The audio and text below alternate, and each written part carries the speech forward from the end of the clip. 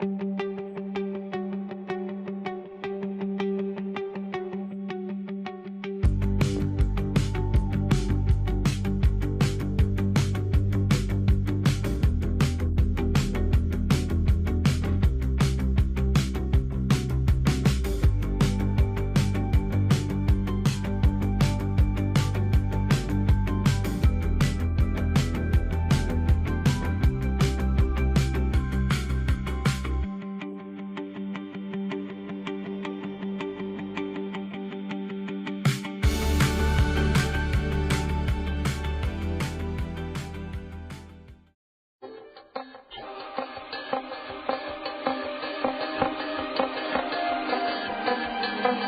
gang.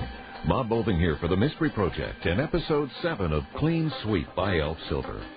A suicide in Membertou County with 2 bullets in his head.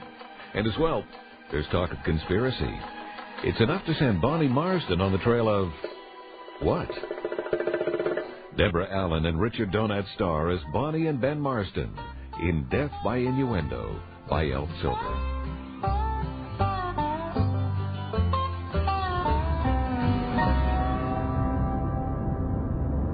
Corporal Kowalczyk, 1011, 1065. 1066. In that case, Brenda, I think I'll... Jude! 106. Bastards. You're all in it together. Suicide? Back away from the vehicle. Or what? You're gonna do me like they did my father? What's the problem? Oh, no problem, Ben. Big celebration. They just closed their case.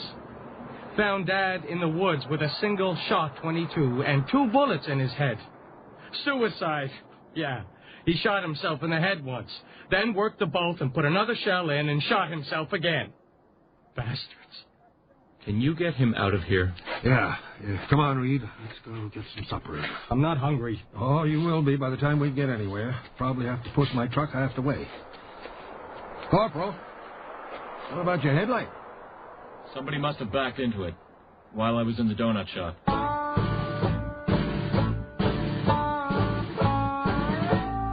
In you go, Reed. I got my own vehicle. I know, but I don't think you want to be driving on the highway just now. I'd take you for a pizza, but I'm... Yeah, me too. Or I'd have had another beer. All you had was beer? Yeah. Sleeping any lately? Some. She let me pound that friggin' Mountie. I don't think it would have turned out that way, Reed. Kowalczyk ain't that big. No, but didn't you wonder why he climbed out with his flashlight on a sunny spring day? You ever see one of them long-handled Mountie flashlights up close? Sometimes it's the last thing you see for quite a while. Don't matter.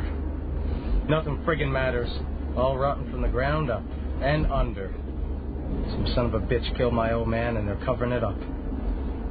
Why would they want to do that?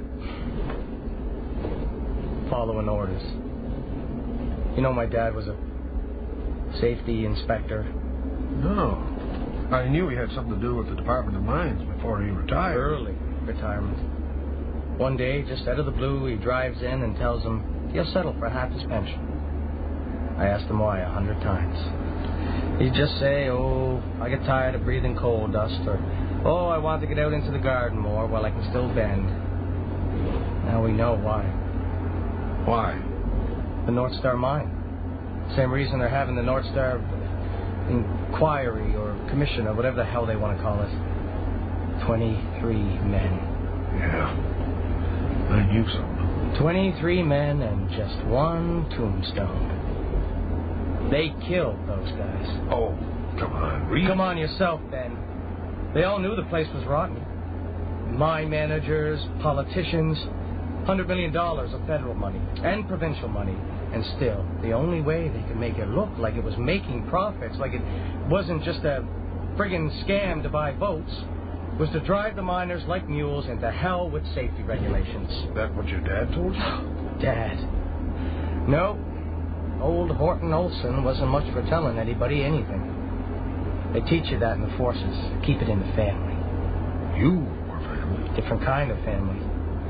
You don't go telling your wife and kids what you heard in the mess or underground. But now it's all public whatchamacallit. All those bastards in suits getting up on the stand and pretending no one told them the mine roof was held together with duct tape and chewing gum. I asked Dad if he was going to testify at the inquiry. He said, I don't have to. Because you see, he quit 6 months before the cave-in. I don't have to. Where are we going? Oh, I figured I'd run you home, and then tomorrow I can run you back into town to get your car. Donna's probably got your supper on the table already. No. My mother came to pick her up so Donna could drive her into Halifax to sign some papers. They're going to have supper somewheres there. Well, Bonnie always cooks more than me and Melissa can eat. What do you say?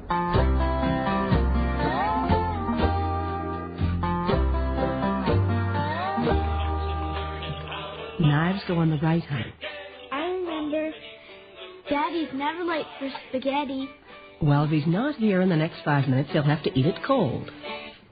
Coming up on the news, at the North Star inquiry today, the Deputy Minister testified that he has no recollection of a private meeting with Safety Inspector Horton Olson, and that, tragically, Mr. Olson is no longer here to refresh his memory. There's Daddy. In the weather pit. I see him, honey.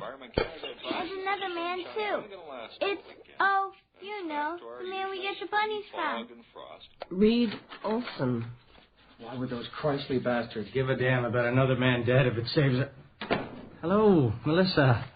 How are the bunnies doing? There's gonna be more. They've been doing the bunny hop. Reed was sort of loose ends, Bonnie, so I thought you wouldn't mind setting another plate. No, of course I don't mind. More coffee, Reed? No thanks, Bonnie. I swear Melissa spends more hours out there playing with the rabbits than she does at school. Better that than watching TV. You know, Dad used to say, a mine roof will talk to you. You want to listen what it's trying to tell you. First, it'll just whisper. I'm getting a little awkward up here. If you don't hear that, it'll give you a few more days or a few more weeks, and then groan at you again a little louder. Then it'll try to tell you louder, and if you don't hear that, 23 men buried a half-mile underground.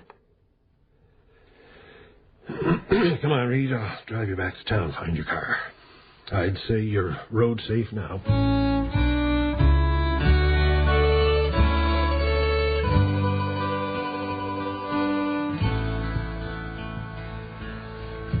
Huh? Ben? Who else would you be expecting? Took you a long time to drive to town and back. Oh, I stopped at the fire hall on the way home. Aren't you getting into bed? In a minute. One of the guys that worked at North Star was at the fire hall having a few beers. More than a few. I asked him if that mine was such an obvious accident waiting to happen, why didn't he quit? What'd he say? Said he tried to quit. But I told him he'd have to have a 3-month waiting period for quitting without good reason. So he could either put his family on welfare or keep on going underground. What a sin. The government departments all had to work together, you see. If I let him say he was quitting because of unsafe conditions, the mining department would have to shut down the mine. You put all those departments together and all the mine bosses. That's a powerful lot of people in a lot of trouble. If Horton Olson testified, he told them that roof was going to cave in. Ben, it's one thing for Reed to start thinking a little crazy till he gets used to his dad being dead. But don't tell me you're starting to believe in some murder conspiracy. It didn't have to be some huge conspiracy. It'd only take one wingnut somewhere along the line to say, I'm going to make damn sure Horton Olson doesn't blow the whistle. Then once it's done, it's convenient. The people on top, who maybe don't even know how it happened, just spread the word not to ask questions. They can't tell the RCMP not to ask questions. Bonnie, the riding North Star mine is in has been cabinet ministers as long as I can remember. 2 bullets in his head. Yeah. They're saying he reloaded and shot himself again. Can't blame Reed for figuring somebody killed his father to keep him from telling the truth. But nobody gives a damn. Well, I'm cleaning the senator's house tomorrow. If there's any political pressuring going on around here, he'd know. Well, he hasn't been a senator in 10 years. Well, 5 at least. There's no such thing as a retired politician. Bonnie, you can't just come out and bald-faced ask somebody something like that. Why not?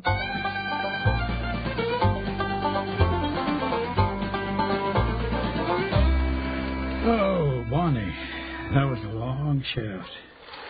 Here for some iced tea? I sure would. Thank you. Oh, I forgot to turn off the radio inside.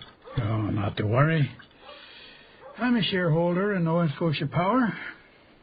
I turned it on to hear the news while I was dusting. Seems like you can't turn on the radio or pick up a newspaper these days without hearing about the North Star mine. Terrible accident. A terrible accident. Sounds like the only accident was it didn't happen sooner. You can drive yourself mad paying attention to what things sound like, Bonnie. Anything lacking hard evidence is only another wisp in the miasma of innuendo. 24 men killed. I believe it was 23. Not if you add Horton Olson to the list. Who is Horton Olson? Was.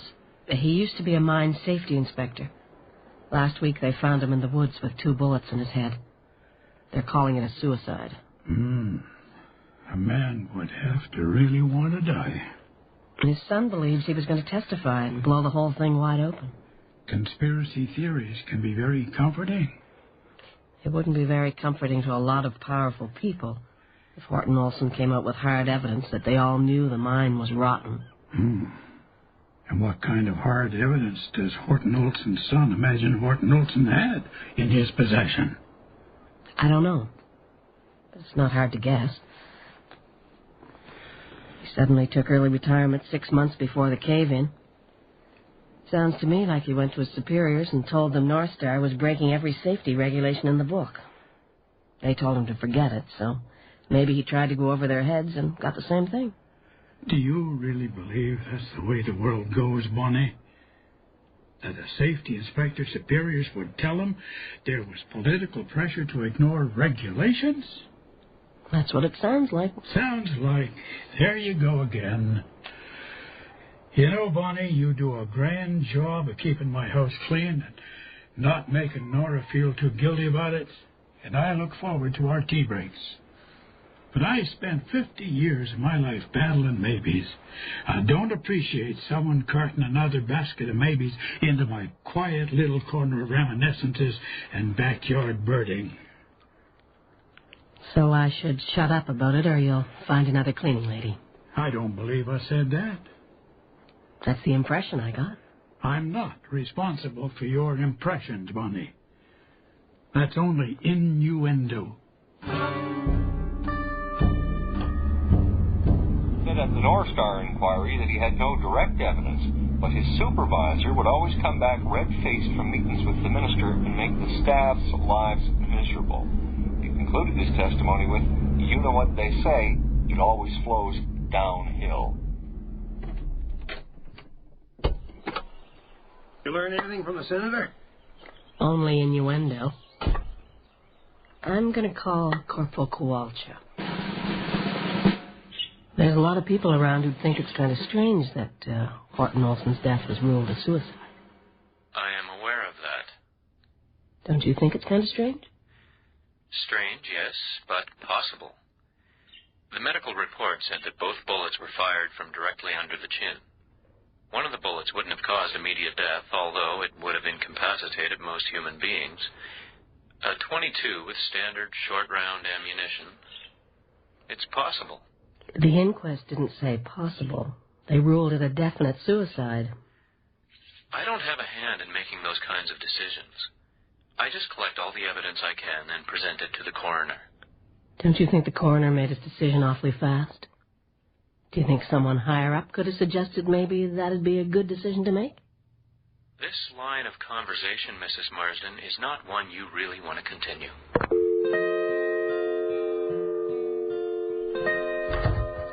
Well, we're not going to have those date squares for dessert tonight, after all. Where are you going? Well, if anybody can tell me more about what was going on with Reed's father, it'll be Reed's mother. And you can't just go visiting where there's been a death in the house without bringing along a cake or a casserole or something. Right?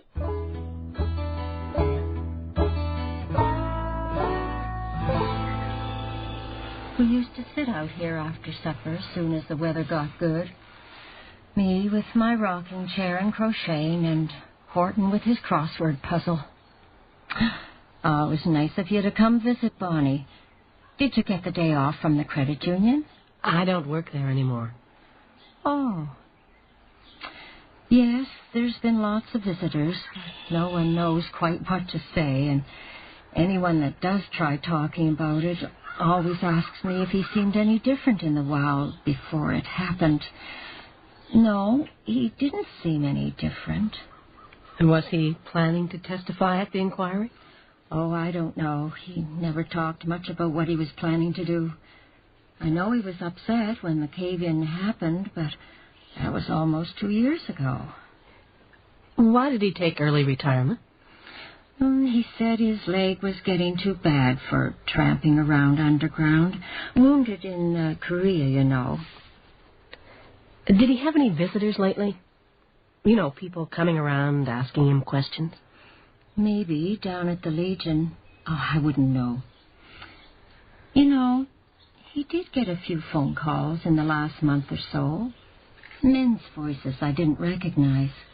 He'd say he'd take it in the den and made sure I hung up in the kitchen. And once a man in a fancy suit showed up in a shiny new car with those license plates hanging in plastic. Dealer's plates. Mm-hmm. Horton got in and was gone for an hour or so. He didn't have liquor on his breath, so I guess they were just driving around. It was a big car, a lot bigger than the one that's going along the... Oh, that's Reed's car. Oh, it can't be that late already. He's been stopping in on his way home from work, but it can't be that. It's only 3 o'clock. Hi, Mom. Hello, Bonnie. Is something wrong? No, slow afternoon at the feed mill, so the boss let me off early. Then you've got time for a cup of tea. Oh, dear Bonnie, all this time you've been listening to me nattering, and I haven't even offered you a cup of tea. I'll just be a minute. The fact is, Reed, I didn't just stop by for a sympathy visit. I've been trying to find out whether your father... You should come see Dad's gazebo. Gazebo? Yeah, come on. Dad was one of those guys who'd see a word in a book or on a set of plans, but he never heard it pronounced. By the time he got it half built, he'd heard gazebo enough times, but he still called it his gazebo. Yeah, I was kind of hoping you'd start asking questions. Ben told me there was a few times you figured out things that the cops couldn't solve. He did. But if you want to find out about Dad, there's no point talking to Mom. How's that? They never talked about hardly anything. Mom took care of the house and the kids, and Dad took care of the bills, and that was that. But I got a pretty good idea who he did talk to. Who's that? Dad'd be mortified if he thought I knew. Some of the times he went down to the Legion, he didn't always go down to the Legion. He'd try to snug his car in close to the windbreak, but he never should have bought a purple car. You know Vera Bishop? A little. When I was still at the credit union, I helped her straighten out her credit cards. Well, most of her income wouldn't show up on receipts from what I hear. Tea's ready. Thanks, but I gotta get going. Nice gazebo.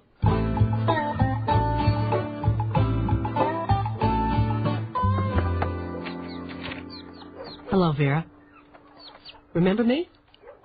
Oh, sure. Bonnie. I didn't recognize you in jeans. I hope I'm not interrupting anything. No.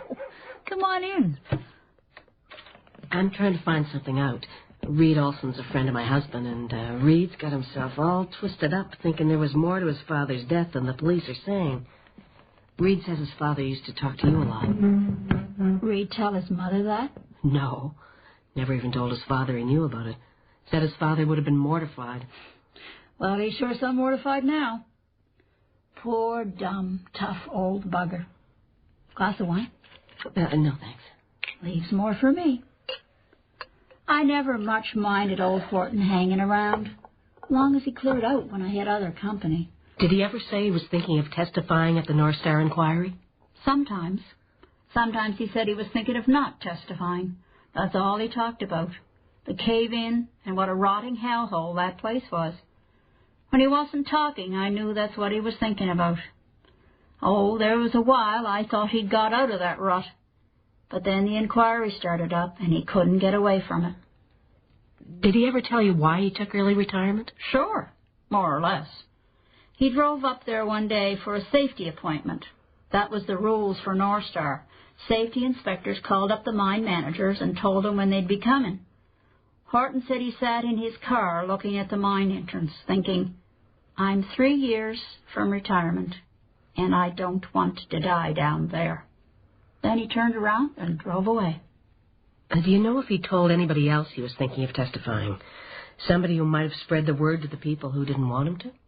Nobody had to spread the word. They were on him like rats on cheese from all sides, telling he ought to testify or he shouldn't testify or what he should say if he did. There was even some guy owns a car dealership, showed up at Horton's door with a brand new luxury vehicle, gave Horton a drive, and kind of gave him the idea Horton could keep the car if he didn't plan to drive anywhere near the inquiry. They couldn't bribe him, so... So what? Reed thinks someone killed his father to keep him from testifying. And what do you think? Well, $100 million in tax money, and God knows how many millions from the owners. That's a lot of people with a lot of power and a lot to lose. If Horton Olson knew how high the orders came down from and was planning to get up on the stand and say so... Oh, I don't know how much he knew. He said his bosses wouldn't tell him outright why nothing was going to change. It was all just... innuendo. I'm going to show you something, and I want you to tell Reed about it. I got it in the mail a couple of days after they started searching the woods for Horton Olson. Well, it wasn't much of a search, was it? Just by the trout stream he used to spend all summer long when he was a kid. Here. Don't feel bad for what I did, just for what I didn't do. I should have tried harder. I didn't sign. He didn't have to. It's his handwriting, or his printing. Look at the other side. Fred Atkinson. Tom LeBlanc. It's just names. 23 of them. He knew them all by heart. The day after I got that in the mail, I took it to the Mounties and showed it to Corporal Woodchuck. Kowalchuk. Yeah. Before I showed it to him, I made him promise to keep it confidential. Just tell the coroner or the magistrate or whoever the hell runs those inquests. So, Horton Olson took his old .22 out into the woods, sat down under a tree, put the barrel under his chin and pulled the trigger. Came to and found out he was only half dead. So he fumbled around for another shell and worked the bolt again. I told you he was a tough old bugger. But dumb. He was free and clear. Why'd he have to go do something so goddamn stupid? Fred Atkinson. Tom LeBlanc.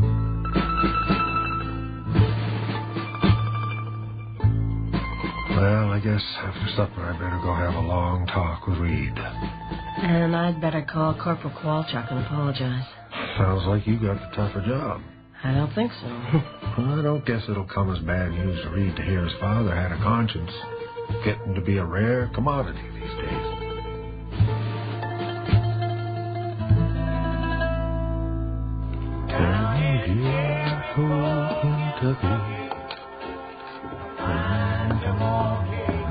Ben? Oh, sorry, I didn't realize it was that loud. It wasn't. I wasn't sleeping. How'd your apologizing go? Corporal Kowalchuk just said, fair trade, conspiracy for conspiracy. Huh? You remember when Ray Fletcher got killed, Corporal Kowalchuk was sure it was some big-time gangster conspiracy? Until you showed him different. How's Reed? Oh, not so good, but not so bad. At least he's not driving himself crazy imagining things. Conspiracy theories can be comforting. Huh? Oh, just something the senator said. I guess we'll never know whether the politicians and the mine managers and the bureaucrats were all in on some plan to keep the mine running even though it wasn't safe. But you know, that'd almost be more comforting than the way it looks to me now. How's it look to you now? Like they didn't have a plan at all. They just didn't give a damn about anything except the nameplates on their desks. Still don't. Same everywhere. Oh, come on, Ben. Don't let one horrible disaster make you all... It isn't just one. It's everywhere. Listen.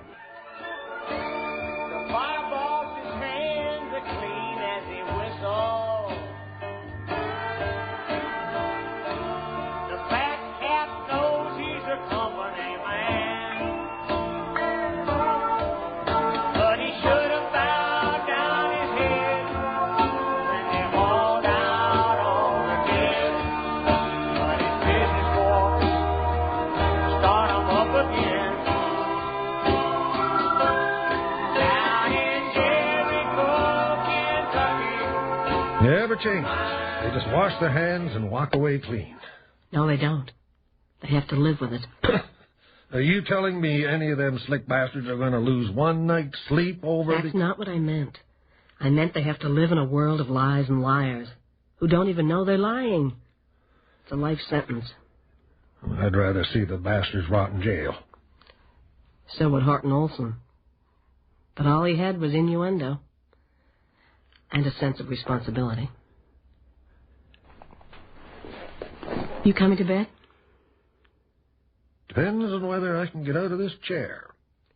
Give me your hand.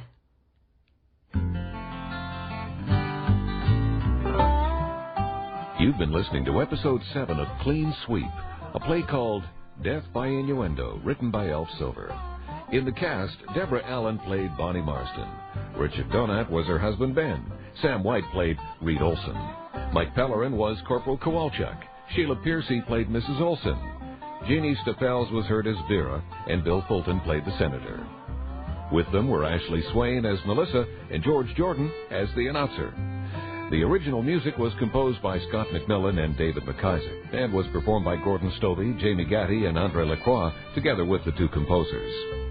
The recording engineer was Pat Martin, with sound effects by Dermot Kenny. The associate producer was Peggy Hemsworth. Casting by John Dunsworth and Alex Duncan. Clean Sweep is produced and directed in CBC Radio's Halifax Production Center by Bill Howell, the executive producer of The Mystery Project. I'm Bob Boving, thanking you for listening and inviting your comment.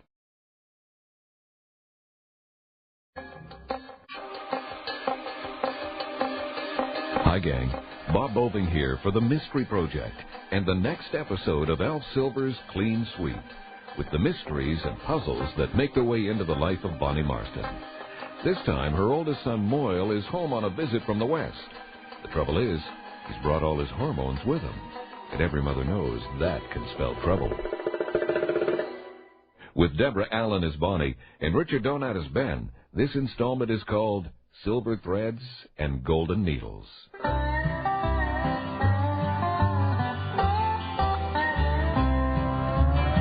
He's here. Already? Melissa? Okay. Ben? Yeah, I heard. Hi, Mom. Dad? Oh, Moyle. Where the hell's Darcy? Still in Halifax. She couldn't get a day off at short notice. I wouldn't have been here if it wasn't the dark day at the theater. Dark day. You made good time. I thought I was taking her easy. 10 days since I left Fort Mac. Well, I'm screwed. This can't be Melissa. Yeah, they change fast when you don't see them for 2 years. Come on, Ben. You know Moyle had to help his friend with his ranch last summer. You remember your big brother, don't you, Melissa? Sorta.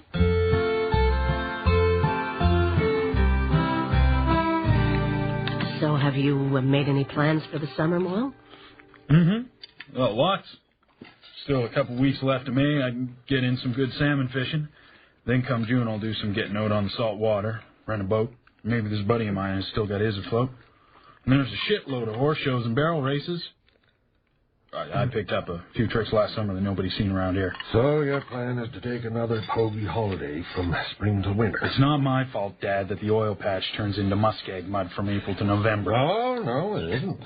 But some people figure that after they made $50,000 or $60,000 in 5 or 6 months, they didn't really have to suck up other people's tax money for the rest of the year. Ben. I don't make the rules, Dad. And you don't seem to mind that I got enough extra to send you checks since you and Mom lost your jobs. Well. Yeah, I know. That was a hell of an obnoxious thing to say. Dad, for the first 18 years of my life, you and Mom paid for every scrap of food I ate and every pair of shoes and every bandage. If I sent you checks for the next 100 years, I couldn't pay you back half. Can I have some more coleslaw, please? Sure. Here you go. Thank you.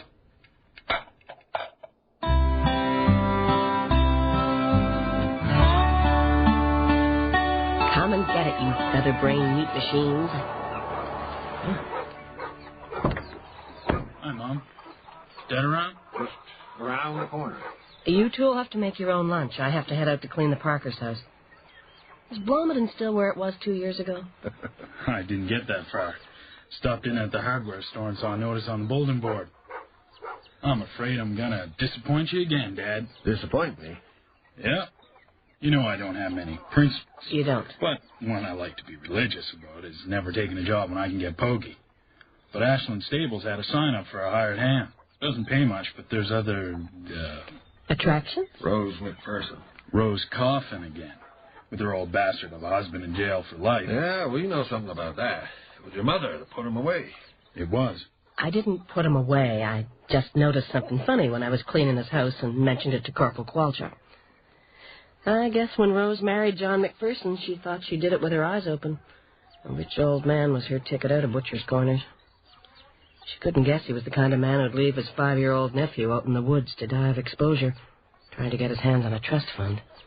And Rose didn't have anything to do with that. No, I'm sure she didn't have anything to do with it. Well, I hardly ever saw her since back in 4-H days. Biscuit High School and Butcher's Corners didn't mix much. It was set for hockey games and fights. But she remembered me, and she sure hasn't gotten any uglier. Yep, a lonely young divorcee that owns her own big house and stables and trail riding operation. Well, at least you're off the Pogie.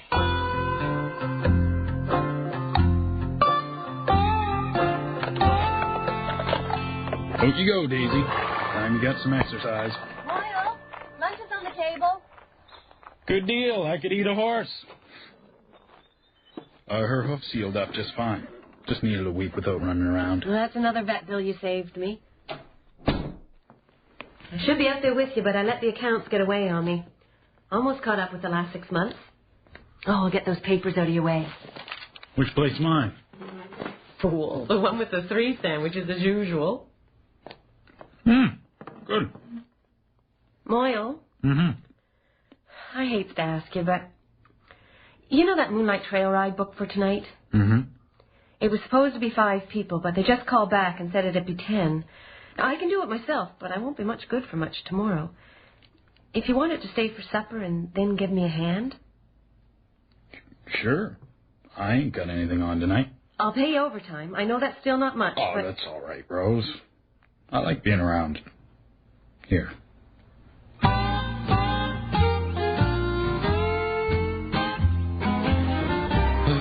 Well, that's the last one. Violet's fine you settle down. Thanks, Moyle. I think they're going to be steady customers. You want to come in for a beer before you head home? Good deal. Oh, damn. I went and offered, but I might be out of beer. You might have to settle for wine. I keep that stocked up. I drink a bottle to put me to sleep. Every night. Yeah, every night.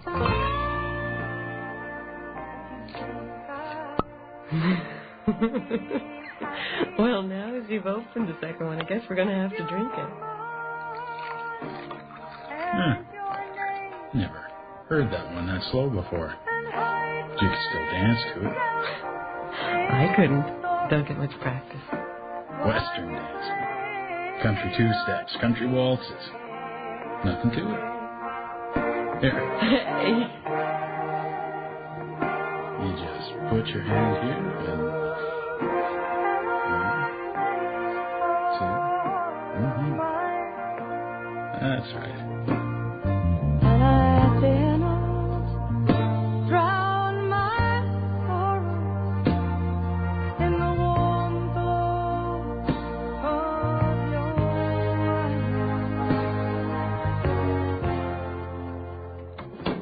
Well, I left the porch light on.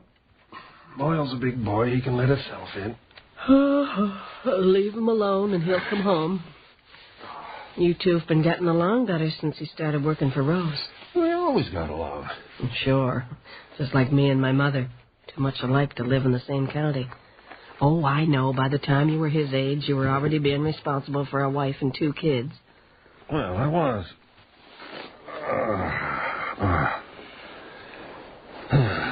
Hell, if I could grow up, he can't. It's a different generation. For us, by the time you got to be 20 or 21, it was just expected you'd get married. Oh, is that why? Fool.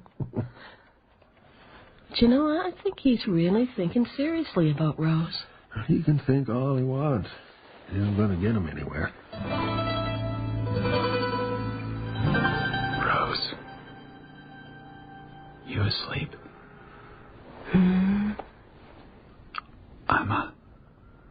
I'll turn the light off, okay? Eeyore.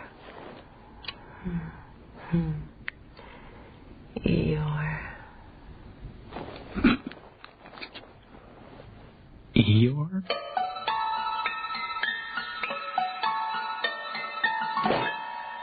Mom? Yeah, coffee's on. Sorry, I would have called last night, but it got too late. Dad around? Well, he and Melissa went down to pick up Robbie at the bus depot. Then he's got work down in the valley cleaning out an old orchard. I guess I'll see them at supper then. I just slipped home to shower and change and get back to work. Left Rose to sleep. Left what to what? Now, don't pretend you're surprised, Mom. How do you like the idea of your no-good son marrying into money? Or at least into Nova Scotia's idea of a ranch. Aren't you getting a little ahead of yourself, Moyle? Well, I know it might seem that way, but, you know, me and Rose go way back. Just other things got in the way. And she's always been good with animals, so we get along. At least that makes sense. She's a funny girl, Rose. She was talking in her sleep. Or maybe she was only half asleep. You know what she was saying? No. That was one thing she wasn't saying. What she said was Eeyore.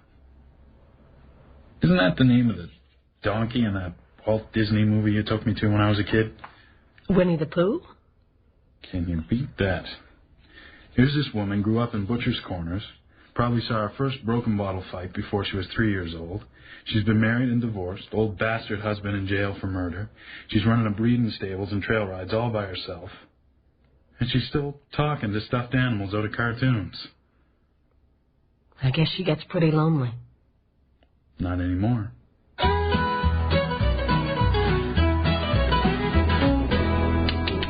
Mom, Marigold. You a good girl now. Moyle? Oh, good morning, Bright Eyes. I thought I'd just let you sleep and... Moyle, I'm sorry about what happened last night. You are? It wasn't fair. I can't... I like you a lot, Moyle, and I don't want you to get the wrong idea. You can keep on working here if you want. I hope you do. But no more staying for supper or playing cribbage after lunch. Just business. Okay?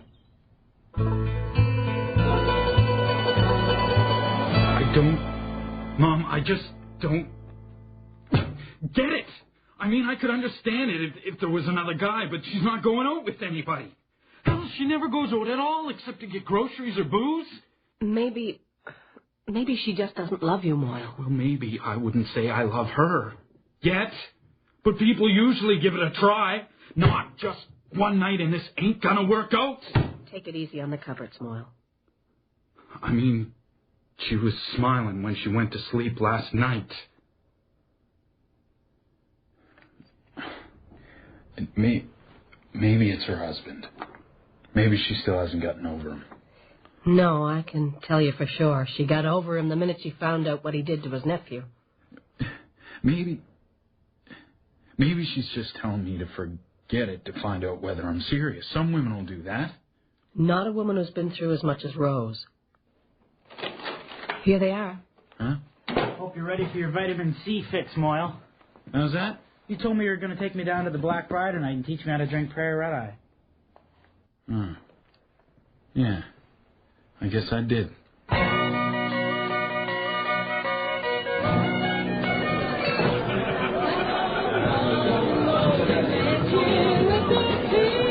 There's the table. Hey, Mark. Yeah, I see you. What was that all about? Nothing. Some people never got out of high school.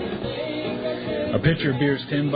If you kick in a loony for a tip, they'll keep coming back fast to fill us up again. Well, we could just run a tab. A tab? Oh, man, you cracked me up. A tab at the Black Briar. Hey, Marston. Yeah, I hear you.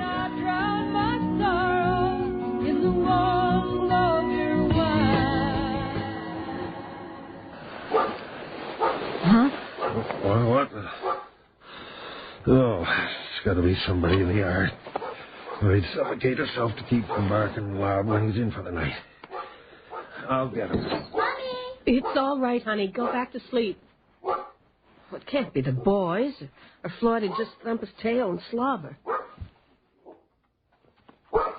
Can you see anything? Mountie car. Oh, no. Looks like Corporal Kowalchuk. Moyle and Robbie. Hold on to Floyd, okay? I'll go in. Good evening, Mr. Marsden. Corporal. What the hell happened to you two? Well, Dad... Never mind. Get inside and tell your mother you didn't get killed in a car accident. Though you looked like you did.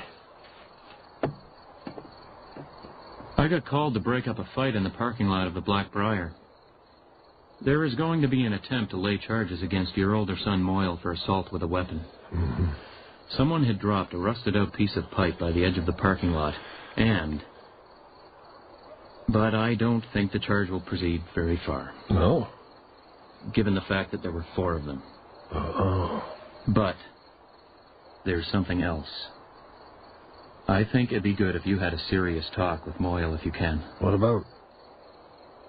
Well, you know your crazy dog who was just trying to chew through the door to get at the intruder? Yeah?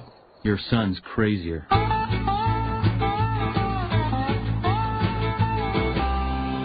Hold still, Robbie, so I can get it on straight. What's wrong with your side, Moyle? I think I cracked a couple ribs. Doctors don't even bother to tape that up anymore. But you're staying in bed tomorrow to give him a chance to start healing. Oh, Mom, it's no big... All day. I'll run into the village tomorrow and get you a stack of magazines. By rights, I should paddle your backsides with them. Moyle? I told them to stay inside. Why couldn't you sit there? There were too many of them. Not after you shoved that pipe in my hand. Ow! It's just peroxide. Moyle, no, I'll talk to you tomorrow. You boys better get to bed. And stay there. Good night, Mom. I don't see what's good about it. Bonnie, Kowalchuk said Moyle was crazy. If Kowalchuk hadn't been just around the corner when the call came in, some of those 4 guys would be in hospital or worse. Worse? Well, you hit somebody enough times with a steel pipe. Kowalchuk said Moyle would have gone for him if Robbie hadn't stepped in the way. It's Rose. Oh, come on, Bonnie. Moyle's had his poor little heart broke before, and it didn't turn It's not that he's had his poor little heart broke. Well, he's a lot more serious about Rose than he'll let on to you or himself. It's that Rose won't tell him why she opened the door last night and slammed it this morning. As long as he doesn't know what he did wrong, if anything, he's just racing his engine. Well, I guess there's one way to find out. What's that?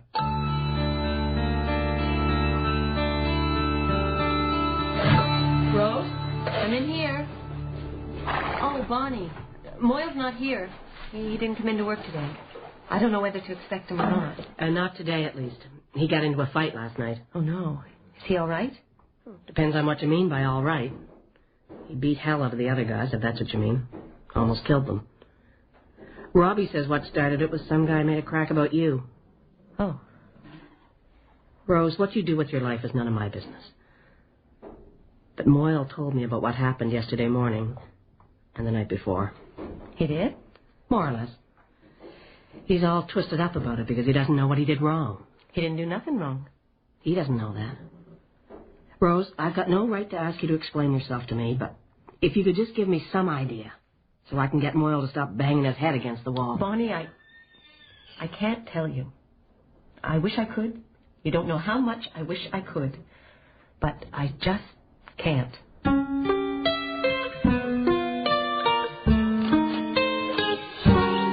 good in here. The soup's for Moyle. Bribe to keep him from getting out of bed. If he doesn't eat it all, you can have what's left. Thank you. Stopped by the fire hall on the way home. People were surprised I wasn't busy visiting my son in jail. What? Seems those guys Moyle laid into were such a mess, everybody was sure the Mounties were going to go ahead with charges, even if the 4 guys were too embarrassed to push for charges against the guy they ganged up on.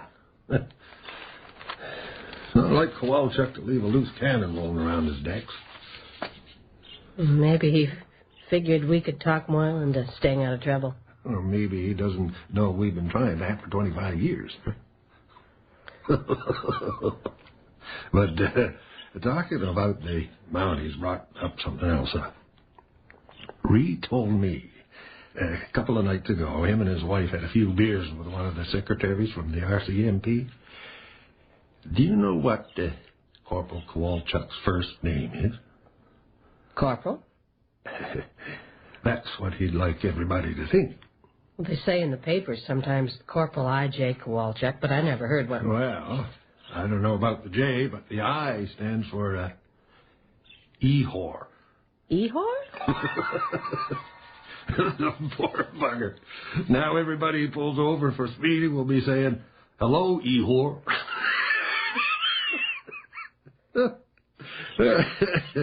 I guess it's some kind of grand old Ukrainian name out west, but it sure sounds funny down here. Eeyore. No. Ehor.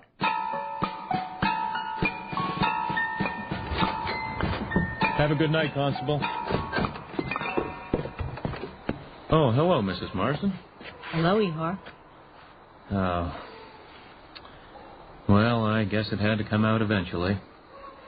It could have been worse. I used to go to school with a guy named Ehor Boinkel. Well, I have a nice lasagna waiting by the microwave. Have a good evening, Mrs. Marsden. I think Ehor is a perfectly nice name. But so is Rose. Rose? Rose McPherson or Rose Coughlin again? You're crazy about her, aren't you? She's crazy about you. Crazy would be the operative word. Rose didn't tell me. I just stumbled across a couple of coincidences. No one else knows. Well, since you already... This is just between you and me. Deal. You see, last New Year's Eve there was a social, a dance. I got orders to use up some accumulated holidays, so I dropped by to pass the time. It was the first night Rose had gone out as a single woman in years, so she was a bit overexcited. I gave her a lift home and stayed for 2 days. And then we began to realize... You put her husband in jail for murder.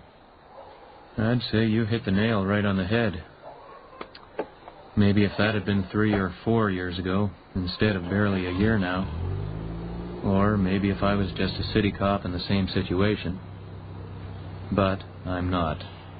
I'm detachment commander of the local RCMP.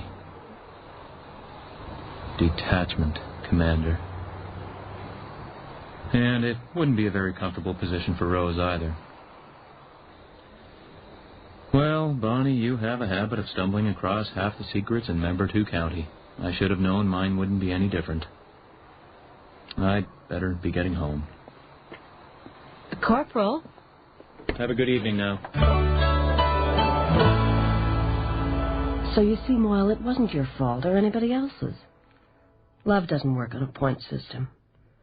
And long before you came home, Rose was already crazy in love with a man she can't be with. Married man? I can't say who the man is, and it's none of our business anyway. Just, well, there's a circumstance that means he and Rose can't be together for a while.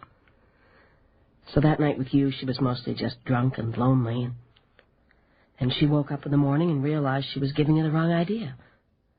Maybe you've done something like that yourself sometimes. Once or twice. Kind of serves me right, don't it? Well, I'm not doing anybody any good moping around here. Just get myself into more trouble. In a couple days, I'll start driving back to Alberta. I'll come back for the whole summer next year. Mom, I promise. I hope so, Moyle. But don't promise too much. A lot can happen in a year. Do you think you deserve another piece of carrot, Violet? Well, maybe you do.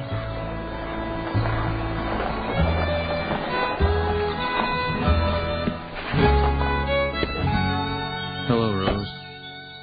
Hello, Eeyore. I was just driving around after supper and saw you standing out here, and... I'm glad you did. You'd think growing up in the prairies I'd know something about horses, but I don't know a damn thing. Hard to find a Mountie these days that does.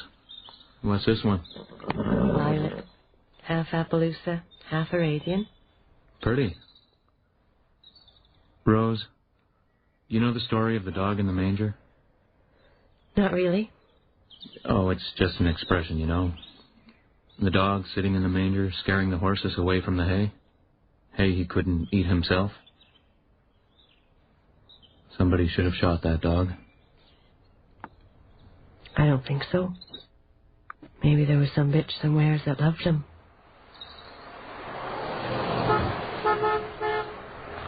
Who was that? Oh, just Minnie down the road. She always honks when she passes by. Well, I'd better get... Rose, take care of yourself. You too, Eeyore. Bye now.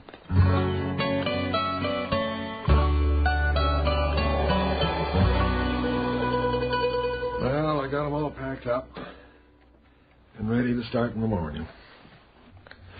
You know, I'm not saying Moyle will have an easy time of it, but at least he'll be in a different place. Rose and Kowalchuk. I know. They'll be passing each other on the sidewalk, hearing each other's names in conversation. You never know. It might work out. Kowalchuk's bound to get transferred sooner or later. Well, that won't help anything. I can't see Rose packing up and selling Ashland stables. She wouldn't have to. The Mounties don't do transfers the way they used to, shuffling them from one end of the country to another every few years. So nowadays, they still move their beat every few years. Don't want them getting to be old friends with anybody, but only to the next county or something. So, you never know. It's going to be an early morning.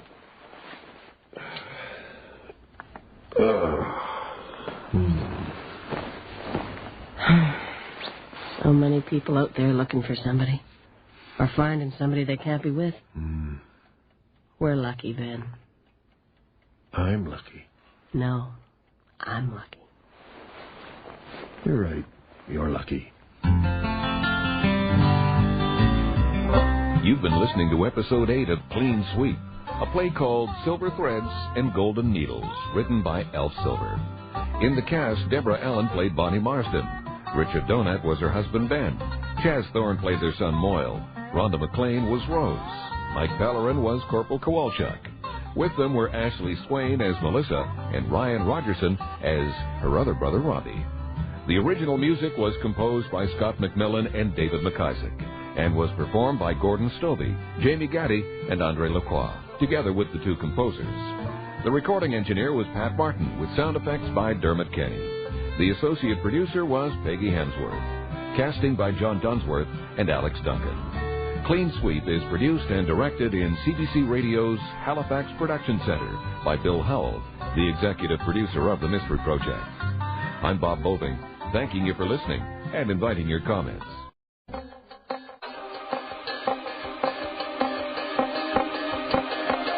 Hi, gang.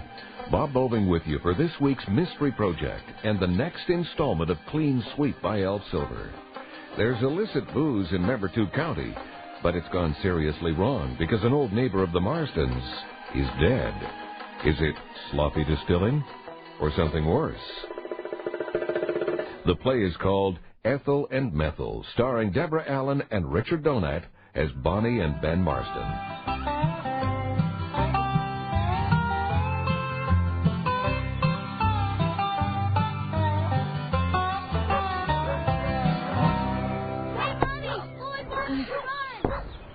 Let him off his line for a few minutes, honey. But stay out back where he can't see the road. Keep throwing him things so he won't get distracted. Okay. Well, you can't be rebuilding that wall all by yourself. I left the bigger rocks for you. Here, I'm sorry, Ben.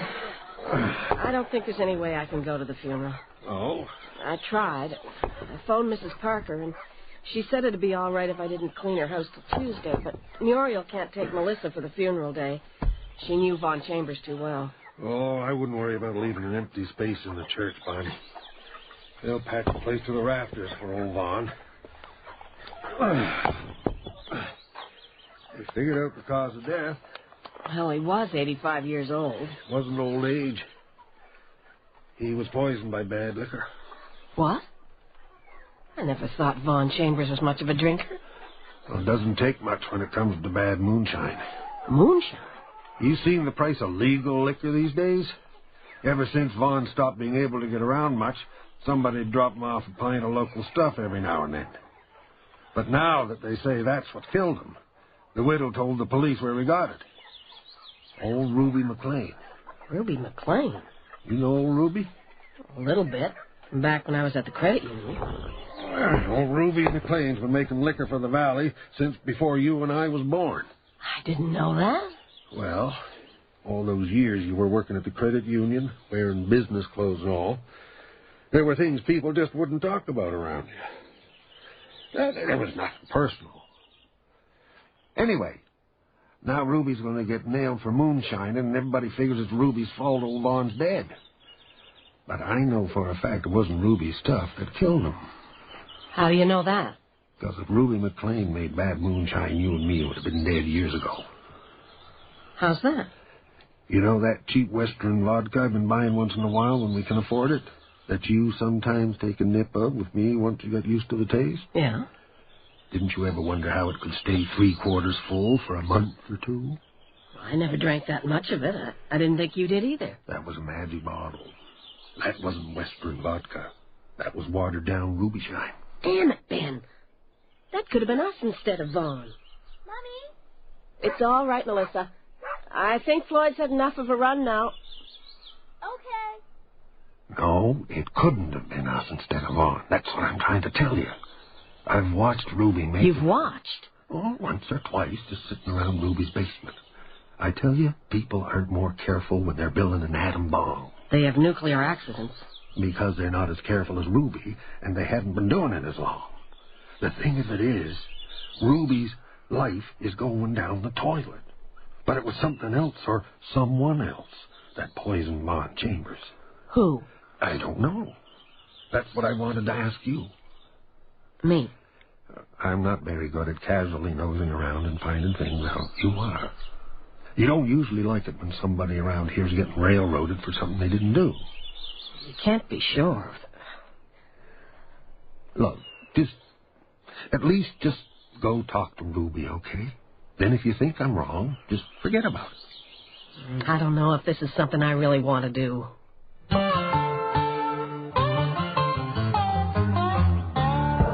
Of course I remember you, Bonnie. Come on in. I know it was probably no big deal to you, but that was one of the biggest days of my life, paying off that mortgage. Just tilt the chair. He'll find another place to sleep. That's if you don't mind raccoon hairs on your butt. I can brush them off. Get Big Ben to brush them off. Like a drink? No, thanks. Can't blame you. Look at me, drinking store-bought vodka. Had a float of bank loan. No, I shouldn't make jokes about bank loans. There's nothing funny about them. That's why it was such a big whoop-de-doo when I paid off the friggin' mortgage. Well, I do sort of remember you jumping up and down. You're just lucky I didn't give you a big, wet, sloppy one. See, my granddad built this place, so it was free and clear right from the start. So long as the property taxes got paid, no one could ever take it away from us. And then there was a stretch of hard times, and my dad had to take out a mortgage. Well, it's no friggin' way to live. Never knowing from one year to the next if you might come up short and the bailiffs could throw you out on the road. A lot of people live like that all their lives. Pretty sad lives. It sounds like there's a chance the bailiffs might be coming anyway. Huh? Ben told me about Vaughn Chambers and what you've been making for years and all. Figured he had. If this house gets defined as a bootlegging establishment... Not bootlegging. That's the first thing Dad ever taught me. You never, never, never, never sell. Just make for the family and for presents and trade. Trade? Your Ben's got a good heart. But it wasn't just out of the goodness of his heart that him and his friends spent 3 days reshingling my house last summer. I like to brag about what a tough broad I've been all my life, raising kids and cattle on my own, but the fact is I couldn't have made it without people doing me favors, because I was following the family tradition. My dad always used to sing that old song, get you a copper kettle, get you a copper coil. I used to have that on a record. Well, it's all stainless steel now. Wouldn't make as good a song, but it's a hell of a lot safer. Safer. Damn it, Bonnie, I always followed the rules. Drink nothing more than beer while you're making. Scrub everything out before and after. Because ethyl alcohol can turn out methyl so easy. And you've always got to watch out for impurities. And now poor old Vaughn, who never hurt a fly. All because I was too damn pig-headed to admit my inheritance. Your inheritance? Yeah. I inherited more than this house and barns and the family tradition. There's another family tradition. My dad's last 10 years or so, he was, well, they didn't even really have a name for it back then. They just called it senile. Now, it's Alzheimer's disease. You sure don't seem like that to me, Ruby. Or to me. That's the devil of it, Bonnie. You can't remember what you can't remember. My dad had enough people around him who could tell him what he'd gone and done the day before. Now, on one of his good days, he'd put a padlock on the junk shed where we used to hide the machine. Hell, the cooling machine was an old wringer washer. He gave me the key, and he told me never to give it back to him. When's supper, Aunt Ruby? Not 3 o'clock in the Jeesley afternoon. This here's Mrs. Bonnie Marsden, my great-nephew, Arvid. Hello, Arvid. If you're starving, there's some... What the hell do you think you're doing? I was just going to pour myself a drink. Like hell. I told you the last time, there's people that can drink and there's people that can't. And you're the biggest can't I've ever seen. If you want to drink, go drink somewhere else. I got no place else to go. Then don't drink. If you're starving, there's some leftover ham in the fridge. We had that for supper last night. We did? Uh-huh, with French fries and garden beans. Well then, fix yourself some bread and jam. Because me and Bonnie, we're going to go sit on the front porch.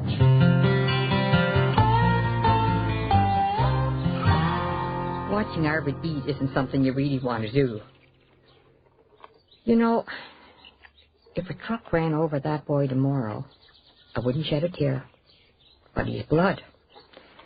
And hell, he does make himself useful sometimes. He used to make deliveries for me. Deliveries? Like to Vaughn Chambers? Yeah. And a few others. I always made damn sure to call and check that the bottle got there full. Oh, maybe Arvid took a little nip and topped it off with water, but people would notice if it was watered down more than a little.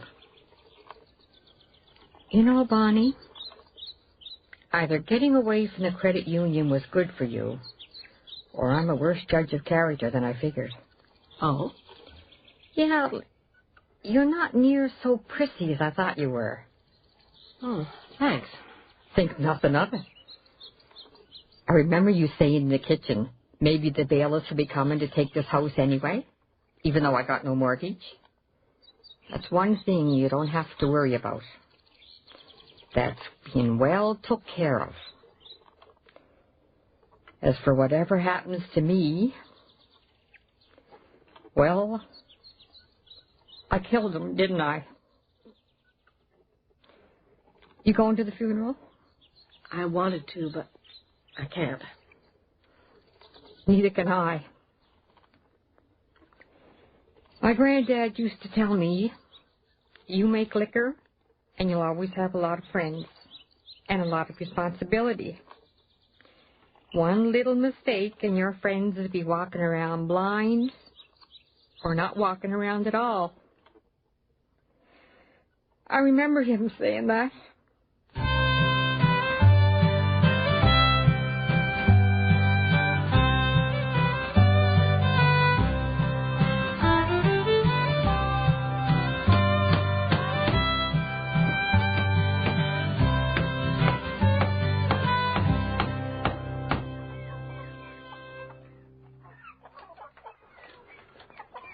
So, do you think I was wrong about Ruby?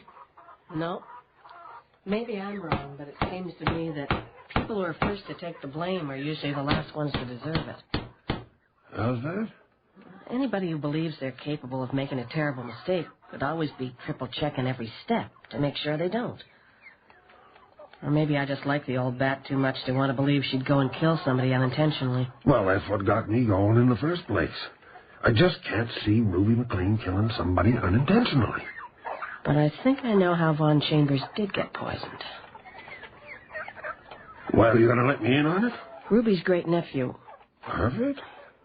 He's just stupid enough to take more than a little nip from the bottle he was delivering. Top it up with rubbing alcohol, figuring a couple ounces in a bottle of moonshine wouldn't make any difference. Yeah, I'd say he's that stupid. The question is how to prove it. You could ask him. He's not that stupid. It'd be manslaughter or at least criminal negligence causing death. I was thinking it over on the way home, and the only thing I could come up with was to drop by Ruby's again tomorrow and ask if she's still got any bottles left from that batch. Uh-huh. Maybe the police can compare it against the bottle Vaughn's widow handed over. It might work. Even if it does, Ruby McLean's still guilty. Of what? Making moonshine. Oh, for God's sake. Honey, people make home-brewed beer and wine and the law doesn't mind. Why not home-brew liquor? It's more dangerous. Well, not if you're careful. Ruby told me that since stainless steel came in, a 12-year-old child could make safe liquor if he could keep his attention on the job. That law isn't there to protect us poor, precious citizens. It's there to protect tax money. So a politician can come home from a hard day spreading bullshit and open his $40 bottle of scotch. And you can come home from scrubbing his floors and unwind with a nice glass of Kool-Aid. Tell Vaughn Chambers' widow homebrewed liquor isn't dangerous. Well, you said yourself you don't think it was Ruby's shine that killed him. Nope. No, I don't think it was. But Ruby does.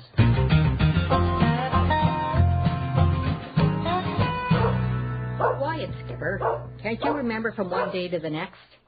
Come on in, Bonnie. I tried to park so as not to block the other vehicle. Looks like you did fine. That's my son's car. Bonnie Marsden, my son Ian the lawyer. Oh, Mom, a lot of people become lawyers. Not a lot of people from dirt farm families that never made it past the 8th grade. Oh, I'd say there was plenty of intelligence for him to inherit. There's a big difference, Bonnie, between having brains and having an education. Yeah. And not a lot of lawyers own restaurant hotels. My mother spreads it a bit thick sometimes, Mrs. Marsden. I'm part owner of the Balmoral Inn. In Halifax? Mm-hmm. You know it? Not hardly. But my daughter Darcy works there. Just a part-time waitress. You wouldn't remember her. Darcy? Darcy Longlegs. Sure, I remember Darcy. I know you got to get back to the city, so why don't I just sign these papers and get it done? It's all right. Bonnie's a friend. And it's no big secret, is it? No, nothing secret about it at all. Remember I told you, Bonnie, that any chance that they would try to take my house away was being took care of? I'm signing the house over to Ian. They can fine me $8 million if they want. I ain't got no assets. It's just a formality, Mrs. Marsden, and perfectly legal. Just sign here, Mom. Ian would have inherited the place in a couple of years anyway. Not that soon, I hope. You hope. Damned arthritis is getting so bad I can't lay down, can't sit up, can't stand up. They're going to have to bury me on a slant. And here, Mom. It's handy you dropped by, Mrs. Marsden. You can witness Mom's signature. I'm sorry, Bonnie used to be loans officer at the credit union. They make them real superstitious about signing anything that they haven't read 12 times. I'd be glad to take it home and read it overnight, but I don't think that's what you want. I don't mean any offense. Oh, none taken. If everyone had your careful attitude, I'd do a lot less litigation. Is Arvid around? You could get him to witness it. Arvid? The problem there, Mrs. Marsden, is that Arvid can't read well enough for anybody to believe he knew what he was witnessing. But it's no problem. I'll just do what I was going to do in the first place. Get my secretary to witness it when I get back to the office. Standard procedure. I was just going to put on a pot of tea, Bonnie. You wanted... No, thanks. I only have a few minutes before Melissa's school bus. I was just wondering... You see, Ben and I both think it wasn't your liquor that killed Vaughn Chambers. You think what? Do you have any left from that batch so the police could make a chemical comparison? She poured it all out. Well, not right away. When I heard the Mounties were on their way, not the first time, I got everything out of the house and back in the woods. I never kept anything in the house but $1.40 and a box of pints for traders and presents. Then when I found out what happened to Vaughn, I poured it all out and I smashed the bottle. Ain't no fish left in that damn river. TV on upstairs? No, but you can turn it on. No. Mom... I know, Ian, but what am I going to do? He's blood. So am I. I'm worried that you're going to wake up one morning with half a dozen of his 8-man friends sleeping on your kitchen floor. Then I'll wheel the tar out of all of them and throw Arvid out for good. Just like I did with your father. Well, I better get going. Mrs. Marsden, could I ask you to move your car a little? I'm sure there's plenty of room, but I've gotten too used to city parking. Sure, I gotta get home soon anyway. Bonnie? Yeah, Ruby? You and Ben really think it wasn't my stuff that killed Vaughn? That's what we really think. Mrs. Marsden? Yeah, I'm coming. Love you, Mom. I don't really need you to move your car, Mrs. Marsden, but I just wanted to say, I think it's very kind of you to try to ease my mother's guilt, but, well, it was bound to happen eventually, wasn't it? It was? I've been trying to get her to stop for years, especially since, well, maybe you know there's a disease that runs in the family. And she said something like that. Sometimes I wonder how many years I've got. I just think, well, it would be best for everybody, you know, if she wasn't encouraged. I see. I mean, she's in a lot of trouble, eh? Right. Say hi to Darcy for me.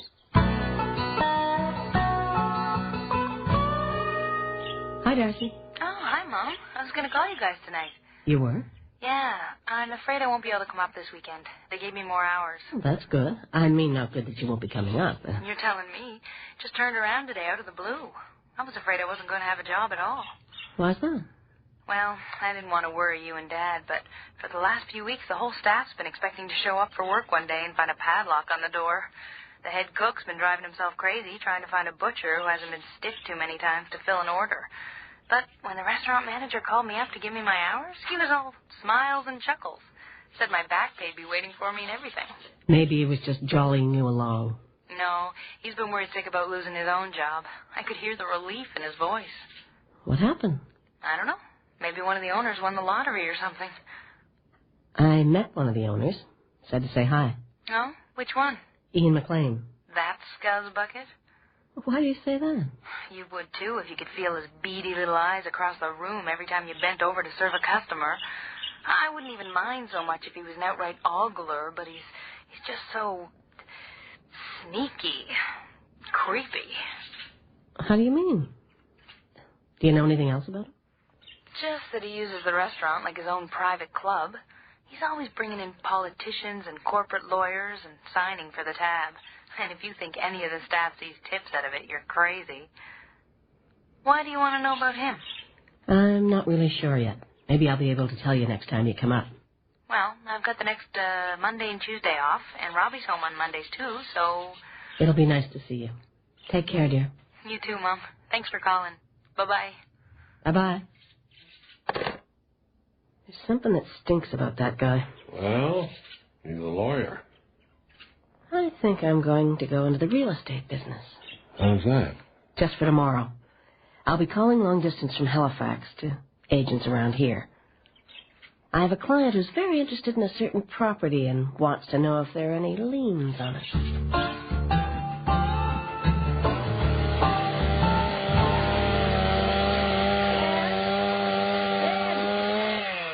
Yeah, Bonnie? I found out. What'd you find? There's a brand new $50,000 mortgage on Ruby McLean's house and property. Ian McLean's house and property. He must have had it all arranged with the bank and had the check in his hands as soon as he got the title changed to Halifax.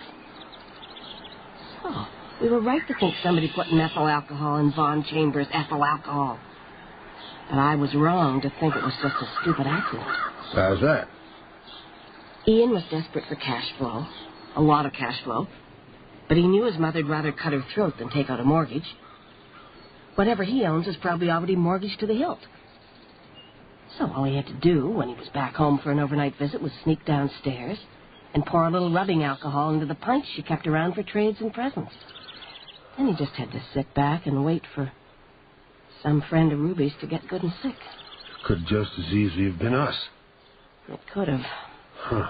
And him being a lawyer and growing up in that house and all, he'd know the only way smart moonshiners get caught. How's that? Well, about the only way the Mounties catch a smart moonshiner, not some bootlegging idiot trying to get rich, is if some fella starts drinking way too much and the only way his wife can get him to stop is to tell the Mounties where he's getting it. I guess Ian McLean figured the same thing would happen if some fella got good and sick. Only Vaughn Chambers didn't just get sick. The question is, like you said before, how to prove it. You got no evidence. I might not need any. From what I know about Ruby, now that I've talked to her a few times, maybe if I just keep an eye out for the next time her son's car's in her driveway. Come on in, Bonnie. Hi, Ruby. Mr. McLean. Arvid. Oh, you can call me Ian, Bonnie. We've been introduced. You just missed lunch. I had mine. You can help yourself to a cup of tea. Thanks. Them boys were sure hungry for pancakes. Ian brought me one of those fancy space-age frying pans way back when, but there's no beating the old cast-iron one once it's seasoned right. I was going to drop by yesterday, but I got hung up at the bank renegotiating the mortgage. Oh, I'm sorry. I didn't know you had one. Well, we're used to it. But I could have picked a better time to renegotiate with the rates jumping last week. Did you get stung, Ian? No. I've got an old buddy at the Royal who... I mean the mortgage on my house in Halifax, Mom. The term came He up... means the mortgage he took out on this house last week. Royal Bank on Barrington Street. You what? Oh, he spiked your trader price with rubbing alcohol so you'd sign over the house. Mom, stop! I didn't know. Oh, I'm not a chemist. I thought it was just enough to make somebody sick. Stop it! You'll kill him. You bet your ass I will. It's just a mortgage. The house would have been mine soon anyway. What difference does it make to you? I needed the money. You won't need it in jail. Well, there's no evidence. Just something my mother claims I said to her. Hearsay. Her word against mine. Who's going to listen to a broken-down old moonshiner? You sick little bastard. You're wrong, Ian. It's not hearsay. She's got a witness. No, she don't. She got 2 witnesses. Maybe I can't read, but I sure can hear.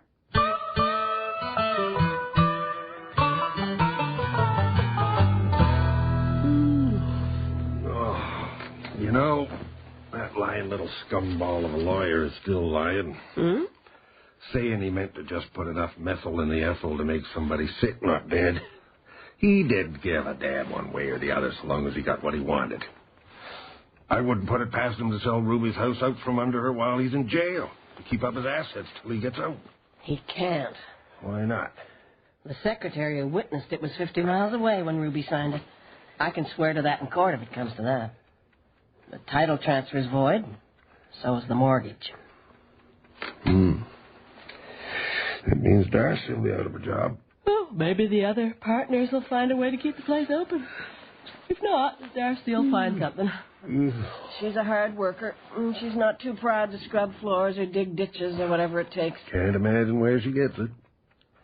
You know, I think the best thing you've done for Ruby, what matters more to her than her house or anything else, is at least she knows now she didn't produce something poisonous. She might not see it that way.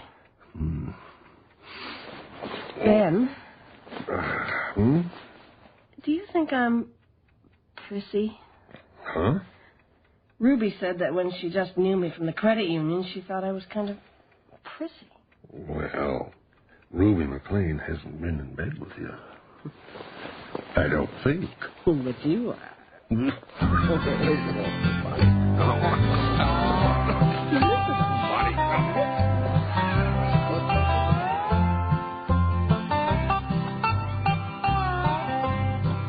have been listening to episode 9 of Clean Sweep by Elf Silver.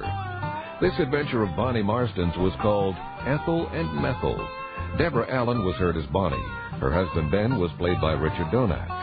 Genevieve Steele was Darcy Marsden. Alvina Poole was Ruby McLean. Gordon Gammy was Ian McLean. And Jake Evans was Arvid McLean. With them was Ashley Swain as Melissa. The original music was composed by Scott McMillan and David McIsaac and was performed by Gordon Stobie, Jamie Gaddy, and Andre Lacroix, together with the 2 composers. The recording engineer was Pat Martin, with sound effects by Dermot Kenny. The associate producer was Peggy Hemsworth. Casting by John Dunsworth and Alex Duncan. Clean Sweep is produced and directed in CBC Radio's Halifax Production Center by Bill Howell, the executive producer of the Mystery Project. I'm Bob Boving, thanking you for listening and inviting your comment. Boving with you for the Mystery Project and this episode of Clean Sweep by Elf Silver. Roller coasters have nothing on the Marsden family when it comes to dips and peaks and swooping curves. One week, it's the struggle to make the mortgage payment and pray that the truck will start. Then suddenly, we find Bonnie and Ben in steady work together and a new car. There has to be a catch. The story is called Loose Lips, starring Deborah Allen as Bonnie Marsden and Richard Donat as Ben.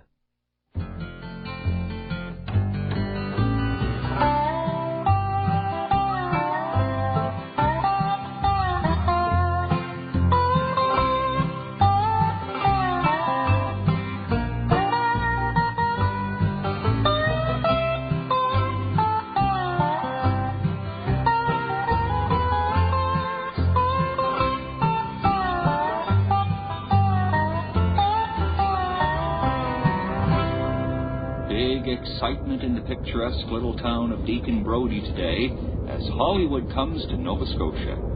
Shooting begins this morning on the Burton Schlemsky production of Young Goodman Brown from the book by Nathaniel Hawthorne.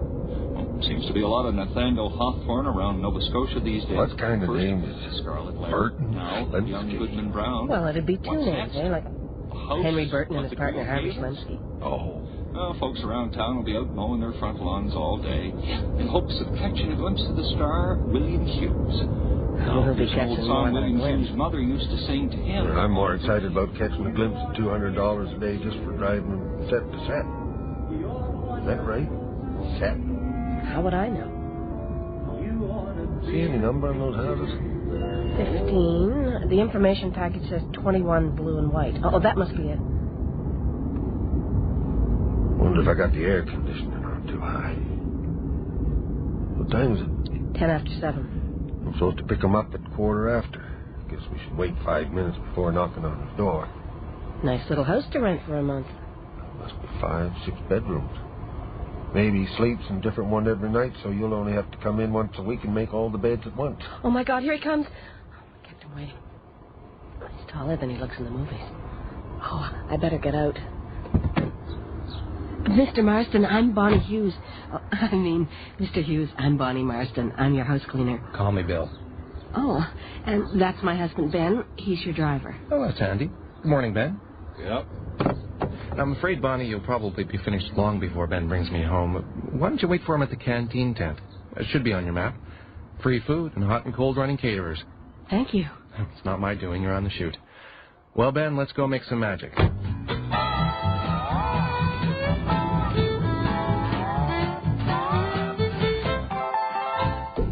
Bill? I thought you were going to be gone all... Oh. No, I'm not Bill. I'm George, Mr. Hughes's personal assistant. And truth be told, bodyguard. I'm Bonnie Marston, the house cleaner. Mr. Hughes will be requiring your services on every shooting day. Even if you only spend an hour washing the dishes and changing the bed sheets, you will be paid for a full day. Your husband can drop you off here every morning he picks up Mr. Hughes. How did you know my husband is... It's my business to know things, Mrs. Marston. And your business not to know them. How's that? Mr. Hughes's private life is his own. Any lack of discretion on your part would be a very big mistake. Though you might find it very tempting. There are a lot of so-called journalists out there who would pay substantial sums of money for any excuse to use the name of William Hughes to help sell their rags. Substantial sums. We wouldn't want that, would we? No.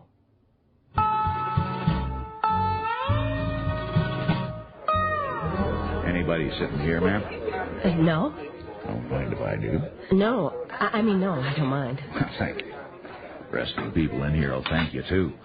Heard me tell the same story so many times, I'm just a boring old fart. You're not eating? No, I'd brought a bag lunch to work. I'm just waiting for my husband. What a waste. I don't mean a waste that you got a husband. No, that too. I mean a waste you don't take advantage of the catering. First thing to ask about any location shoot, to hell with the scenery and ambience. They got good food in that part of the world? I'm Bert. Bonnie. I'm just one of the house cleaners for the actors. Well, that ain't just Bonnie. If somebody can't keep them babies' floors washed and diapers changed, the whole shoot goes to hell. So you're not one of the actors? Hell no. I'm just in production. Don't get me wrong. There's some grown-up actors out there, but mostly if they ain't crazy to begin with, the business drives them there. So, what do you do in production? Odd jobs. I'm just around for when something breaks down. I'm like the relief pitcher on the picture. No talent to speak of, but a lot of experience. First shoot I ever worked on was gophering on Something's Gotta Give. Marilyn Monroe. After that, I can handle any star on the planet. That's funny. I thought I'd seen every movie she ever made. My first 2 kids were college, so you see a lot of late movies. But I don't remember that one. Well, it was never released. She went and snuffed herself. Or maybe had a little help. Before they'd shot enough footage to paste together. You know how they always talk about how vulnerable Marilyn Monroe was, how she had this wonderful, vulnerable quality on the screen? Well, let me tell you, honey, she's about as vulnerable as a barracuda. Anything she wanted, she got. And then there was this gaffer on that shoot, had a wooden leg, and his girlfriend had a glass eye. And one time we was waiting around playing.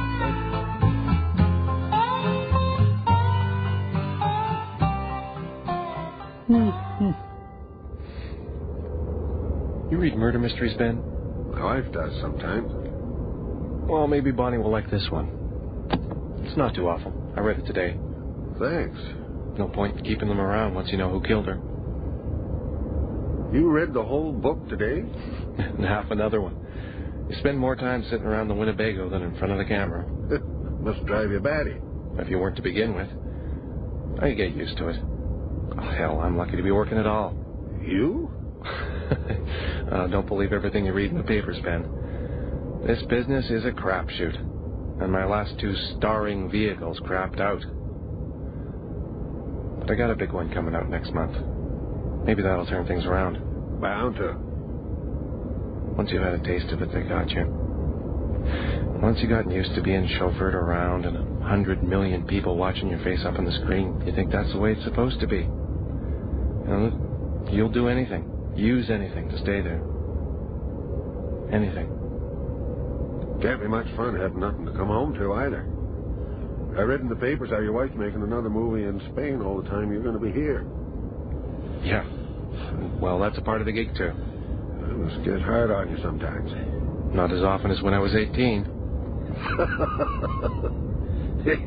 Yeah, that's just the kind of joke I'd hear from one of the guys hanging around a gas station. I was one of the guys hanging around a gas station. Might be again if I don't get another hit soon. That's funny. I didn't think you could rent a Mercedes, but... I couldn't tell you, Ben. I've never seen a little Mercedes SL with rental plates. Have you? Nope. I thought for a minute there I seen something funny, but I don't see a damn thing, do I? What time tomorrow, Mr. Bill? Yeah, you got me pegged there, Ben. Mr. Bill. Oh, no, Mr. Hands, not my head in the Vegematic. Tomorrow, same time, same station. Good night, Ben. Looks like it will be. For you. I didn't know you could rent a Mercedes-Benz. I never had occasion to ask. Well, there it was, sitting in front of Bill Hughes' place. Little Mercedes sports car with rental plates. And sitting in it was a woman with platinum blonde hair and dark glasses. Just like something out of an old James Bond movie. Goldfinger. Huh? Oh, there was something funny about the way that old production guy said odd jobs. Made me think of a movie.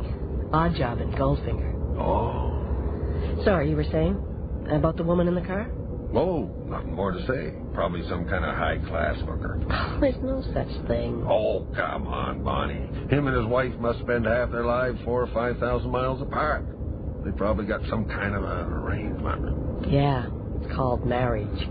Well, who knows what the wife's getting up to in Spain?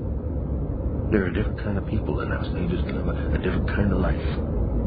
Anyway, it's none of our business. You drive his car, I scrub his floors, and a month from now we'll never see him again. Yeah, right. I'm getting as bad as one of them damn gossip columnists or the tax department. The tax department? Always jumping to conclusions. Like, for instance, I sure hope nobody from the tax department drives by our house while we got this car parked in the driveway.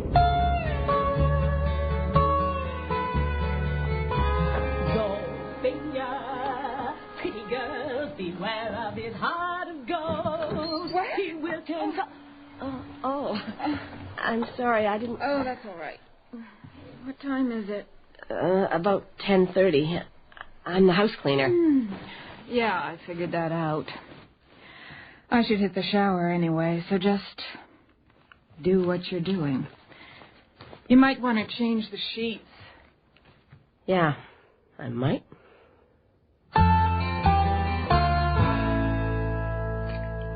Why don't you use the dishwasher?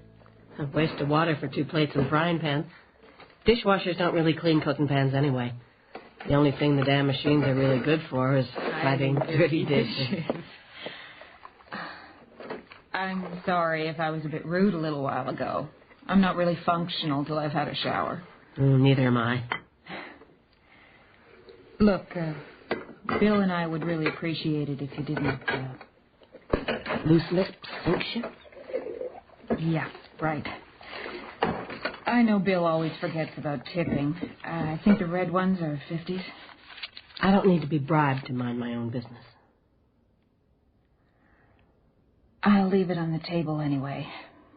You can run it through the dishwasher.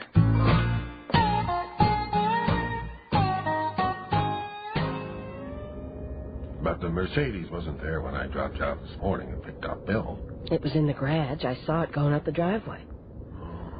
How many women, when they get woken up naked, not even a bed sheet on, reach their hand up to cover their face?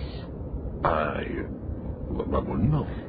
And when I was straightening up the room and picking the clothes up off the floor, how many women these days still wear garter belts and stockings and no other underwear? I wouldn't know. I left her damn tip on the table. Made me almost want to call up the papers with a juicy tidbit about William Hughes, just out of spite. I still can't get over the feeling I've seen her somewhere before. It was in some fancy restaurant. Now, when was the last time you and me was in a fancy restaurant? Exactly. But that's what I keep seeing, a place with red walls and chandeliers. She was wearing a green dress and put her purse on the table. Oh, my God. What? No. Nothing on the road. I just remembered who she is. Oh. You remember that movie Andy loaned us a couple of months ago, the one we wouldn't let Melissa watch? Hmm. About the woman who didn't know her husband was a gangster, starring Meg Seymour. She the one that did the skinny dipping scene? Trust you. But that one had dark hair. So did this one when she woke up. When she came downstairs, she was a blonde. You've heard of wigs? But who put on a platinum blonde wig so they wouldn't be noticed? Fooled you, didn't it? Well, there would have been something in the papers that Meg Seymour's making a movie in Nova Scotia. What she's making in Nova Scotia isn't a movie. Meg Seymour. Maybe if she shows up again, I'll ask her for her autograph. Or bring along the camera and take a few snaps before you wake her up. Could be big money. Yeah, we could do that. Well, I'm glad I wouldn't have to sit up all night trying to figure out where the hell I'd seen her before. But it's none of our business. No, it's none of our business.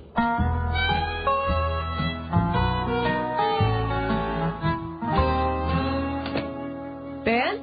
Yeah? I thought you were going to have a few beers at the fire hall. I had one. And some of the guys asked me what kind of fellow this William Hughes was. And when I told them Bill was just a regular sort of guy, they started ragging about, oh, yeah, your old buddy Bill. So I said to hell with it and came home. Something happened while I was gone. You looked like you just ate a porcupine. I got a phone call. We got a phone call from Florida. Florida? Well, I guess that's where they have the publishing offices for the American Inquirer. They offered us $1,000 for any inside scoop on rumors about William Hughes and a certain actress. $1,000? $1,000 US. Well, what'd you tell them? I told them I didn't know what they were talking about. Dan, how would they get our number? Well, I guess they got their ways of finding things out. Meg Seymour's been up to Bill, 4 or 5 times the last couple of weeks? I guess somebody was bound to spot her eventually, going back and forth, or whatever hotel she's staying at. Hello? How did you get our number? I don't know what you're talking about. That was Ernest Magazine in Ottawa. I'll get it this time. Yeah? Wrong number. This is Bob's Auto Body. You can't hide your lying eyes, and your smile in a thin disguise. I thought by now you'd realize. Schedule says Bill only shoots till noon today. Continuity don't screw things up again. Should I pick you up at the canteen again? Sure. If you're late, maybe old Bert will be hanging around to pass the time. His old stories aren't as boring as he thinks people think they are. It takes a good listener to hear a good story. That was the Eagles. And there's some eagle eyes around Number 2 County these days. Rumor has it that another famous movie star, the beautiful Meg Seymour, has been frequenting the vicinity of... How would they have found out? Well, I don't know. Like I said, are we running late? No, a few minutes early. Then why is Bill already out waiting? I've never seen that car before. And who the hell are those other 2 guys? One of them is Mr. Hughes' personal assistant. I don't know the one in the motorcycle jacket. Good morning. This is a check from Burton Schlemsky Productions for the remainder of you and your husband's wages up to today, plus the 4% vacation pay obligatory in this country. Your employment on this shoot is terminated. What? Why? I think you know very well why. I told you that discretion was part of the job requirements. What kind of crap is this? Get back in the car, Ben. Get back in the car. In the back seat. Melvin here will drive you home and return the vehicle. Bill, I didn't tell anybody about her except for Ben. You know it wasn't us. I have to be on set. If you attempt to communicate with Mr. Hughes again, I'll have you charged with harassment. You should speak more politely. I just saved your life, or at least some of your bones. I don't think so. I know karate. I'll bet you do. Ben, are you sure you didn't say anything to those reporters or anybody else? I'm sure. Well, I couldn't much blame you if you did. $1,000 is a lot of money for just telling the truth.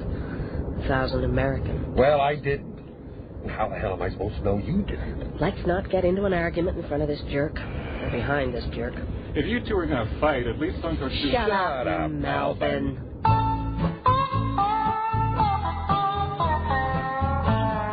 Bonnie, why don't you just come in and sit for a minute? I got some coffee on. I'll bring in the rest of the groceries.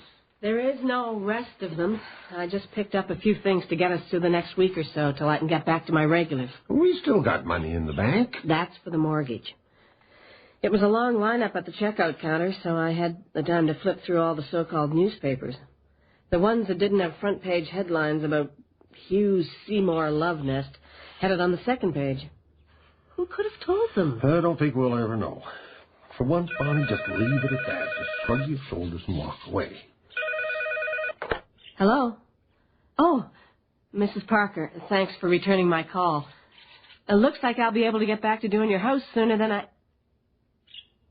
But I didn't have anything to do with... But that's a... She hung up on me. What? Why? She saw the tabloids, too, and everybody knows we got fired off the movie shoot. Said she doesn't want somebody going through her house who'd gossip to the newspapers. What's old Elsie Parker been up to? This isn't funny, Ben. The reason people hire me instead of Shelley McDermott is if she finds a bit of spit while she's mopping up your floor, the whole county will get told you're dying of tuberculosis. Yeah, the biggest mouth in number 2 county. Second biggest, they'll say now. Or maybe third. That's it. I'm going back into town and find out who did collect that $1,000. Okay. And I'll come with you. No. Okay. But thanks for the offer.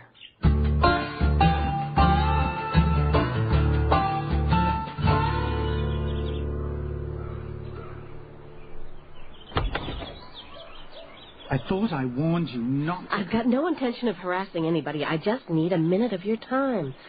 I know you don't believe it wasn't me or Ben that let the cat out of the bag. It's up to me to prove it. I just wondered if maybe you could think of anybody else who might have known that... Wait a minute. Isn't that Shelley McDermott doing the vacuuming? I believe her name is Shelley. Look, George, if you think you had trouble with me, they've gone and replaced me with the biggest mouth in Member 2 County. She'll be calling up the gossip columnist before you can... Gossip would seem to be your area of expertise. Sounds like you're trying to spread more now. Good day.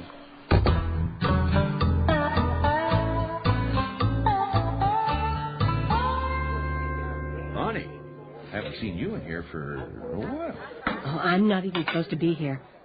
I got fired. What? I didn't know. Well, I guess I don't know everything that goes on around here. What the hell happened? You know the stuff that's all over the gossip columns about William Hughes and Meg Seymour? Yeah. That's why my husband and I got fired. Lack of discretion. You see, rumors about Hughes and Seymour got out somehow, and somehow reporters got our number and were after us for inside scoops. We didn't tell them a damn thing. But someone did, and somebody figures it was us.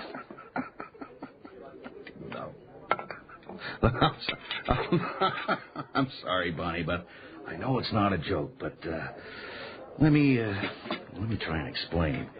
I didn't know till you said, but Yeah, it sounds to me like you got fired because of a lack in the discretion department. Wait till you get the lay of the land. The last 3 or 4 movies starring William Hughes have sunk like stone dogs. No audience, no press, no nothing. Ditto Meg Seymour. Both of them got big releases coming out in the next few weeks. And if they don't do decent business, their agents are going to be sucking around for guest villain on TV cop shows. So, hey, how's about Seymour and Hughes getting their names splattered across every tabloid in the country just before showtime? You mean they wanted us to? I told you it was a failure in the discretion department. Too much discretion. Mr. Hughes' people and Ms. Seymour's people must have been very disappointed in the local yokel's failure to goose up the "We're just good friends" headlines. That's friggin' insane. You bet it is. Welcome to Hollywood, Toto. But it sounds like you and your husband did help him out. Gives the story a better spin if Hughes' people can say we fired the servants that leaked it. Servants? Hey, we all are, Bonnie, to somebody or other. Well, at least now I've got some kind of an explanation.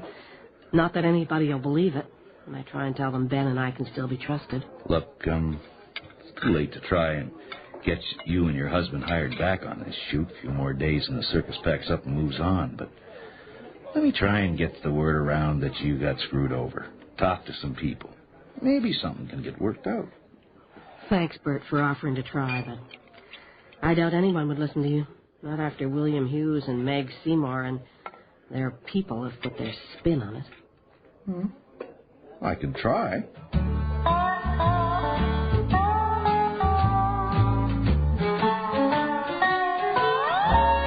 Ben! Yeah? I'm still sitting here eating lunch like I was 5 minutes ago, and yours is getting cold. I thought you were stepping out to check the mail. Did you get lost? No. I stopped to read something. We got a letter. More than a letter. From the movie people. Look. A check? For all the days we would have put in if we hadn't been fired, plus an end-to-shoot bonus. What? And a formal letter of apology from the location manager stating that our dismissal was due to an unfortunate misunderstanding. And a groveling letter of apology from William Hughes' personal assistant. Well, I'll be damned. Well, maybe Bill Hughes had an attack of the guilt. I don't think so. Well, then how do you explain I don't know. Bonnie, the company name on this check, and what was the company name on the top of all the schedules and stuff, and that they're going to show on the screen at the start of the movie? A Burton Schlemsky production. And what was the name of that old production guy you used to listen to his stories? I don't know, just old Bert. Oh, my God. Isn't some producer named Burton and his partner named Schlemsky? Old Bert Schlemsky. All the time I thought he was Mr. Oddjob, and he was really Mr. Goldfinger.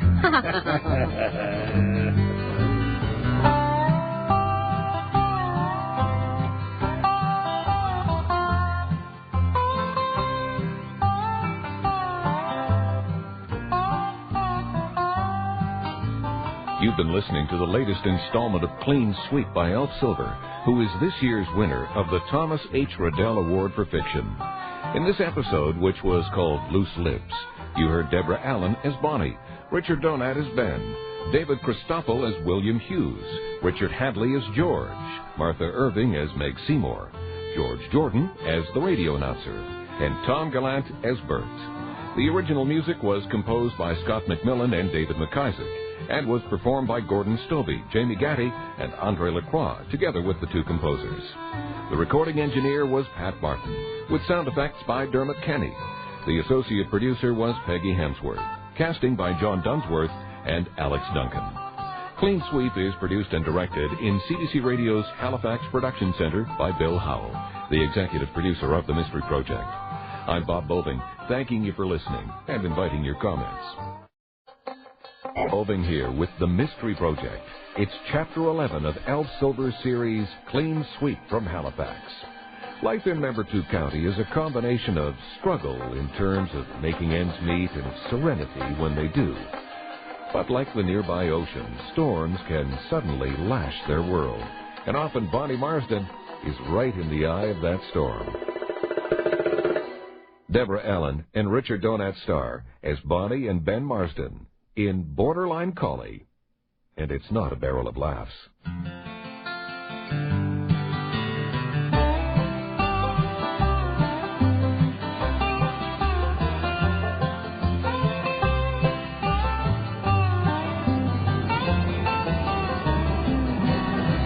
Well, I'm glad that was the last load, Ben.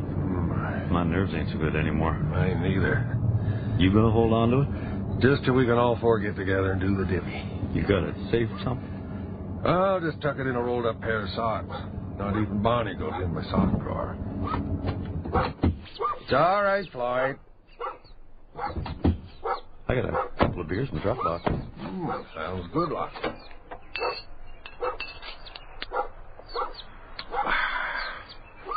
Yes, Floyd, I'll save a sip for you. I never heard of a dog named Floyd. That wasn't my idea. Day we brought him back from the pound, my son Robbie said we had to name him Floyd.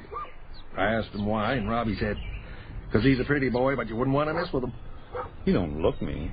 Now stop jumping against the chain. Oh, he's not mean, just crazy as a sack of hammers. Last thing I always do before going to bed is let Floyd in for the night, so we never bother to lock the doors. Anyone comes through that door that shouldn't is never going to come through a door again. It's funny, Bonnie's car's not here. I told her this morning I had some work on, but I'd be home for Melissa's school bus, and she said she didn't have any work on today anyway. Maybe she gone shopping. With what? Huh. It's funny her car's not here.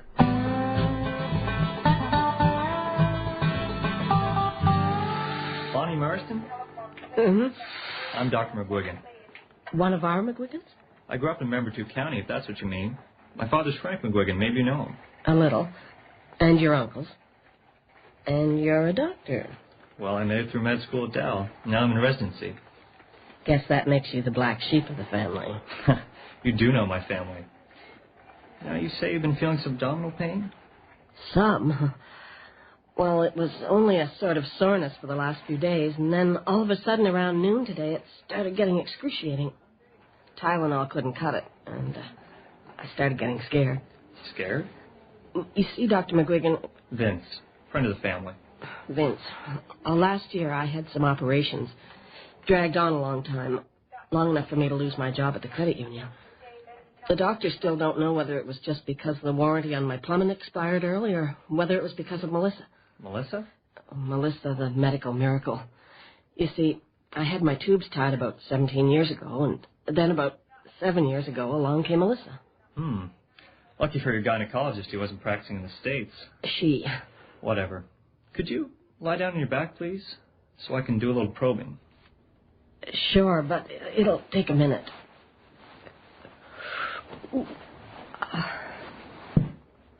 So you living in town, and now you're in residency? Not hardly. I still have student loans to pay off. It'll feel easier if you raise your knees. Yeah, I remember the routine. So you're back living with your folks for now? No. But my grandfather's been living alone since my grandmother died, and the old house has a lot of room, so I get free accommodation, and he gets... Oh. That's where it hurts. How did you ever guess? Sorry. But I think you'll be relieved to know, Bonnie, that the pain isn't a sign of further complications. I'd say you have a severe bladder infection. Just a bladder infection? Well, just a bladder infection can be worse than the Spanish Inquisition, and I'd say you got a doozy. I'm going to put you on a course of antibiotics, enough Demerol to pretty much knock you out for the next 24 hours while the antibiotics are taking hold. And knock me out? Well, put it this way, you won't be feeling any pain. Oh, sounds good to me. Do you have anyone to drive you? No, there was nobody else home. Then don't start on the Demerol till you get home. I sure hope there aren't any radar traps. The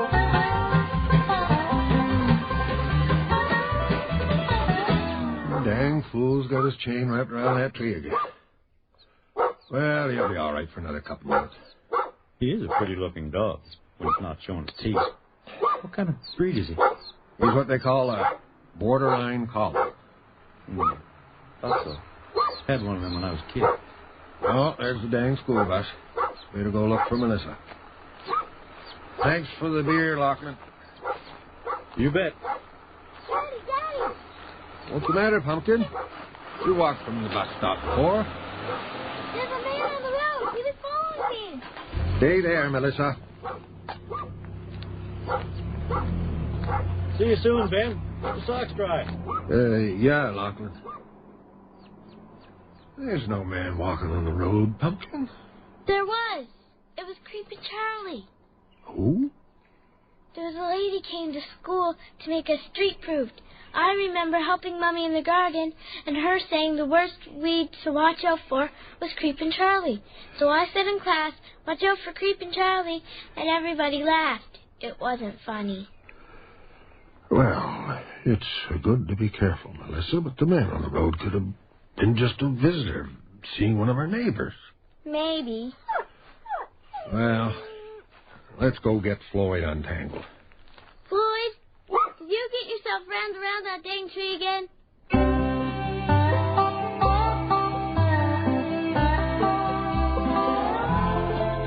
So, you like your old man's cooking better than your mother's? No. Well, thank you, Miss Melissa. Is Mom going to be okay? Oh, sure, she'll be just fine. Just for the next day or so, she won't really be here. Well, she'll be here. She sure ain't going anywhere. She's sort of off in dreamland. XK55, this is Quick Village Fire Department. 3-vehicle collision, Bullards Road. Serious injuries. Oh, hell. You'll have to finish the dishes. You can't. I have to. I'm the only first response guy that's... There's people hurt, Pumpkin. You can't leave me all alone. Creepin' Charlie. You're not alone, honey. Your mother's just down the hall having a snooze. But she's not all here. You'd sleep safe if Floyd was in the house, wouldn't you? Mm-hmm. Well, you go and get Floyd and bring him in. I've got to hurry, but here, take Floyd's leash. Okay? Okay. I'll take him for a poop walk when I get home.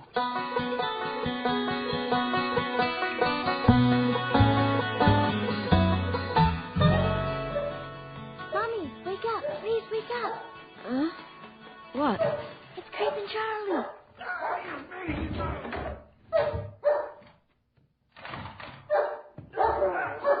I've got a gun! But Dad's guns are all... Oh. I'll help you. No, it's okay. Stay here, honey.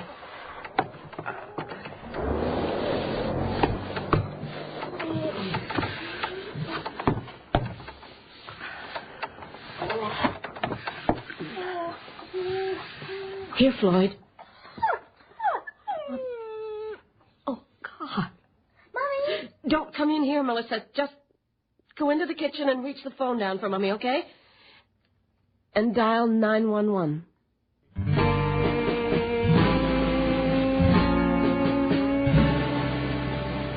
I'd say, Mrs. Marsden, that most of the blood spattered around isn't the dog's. From the amount of blood, I'd say he kept on biting even after his back was broken. I'm filled with Demerol, Corporal Qualchuk. I'm not supposed to be able to feel anything. The perpetrator must have been wearing heavy work boots, but that's not unusual around here. Shh, it's all right, buddy.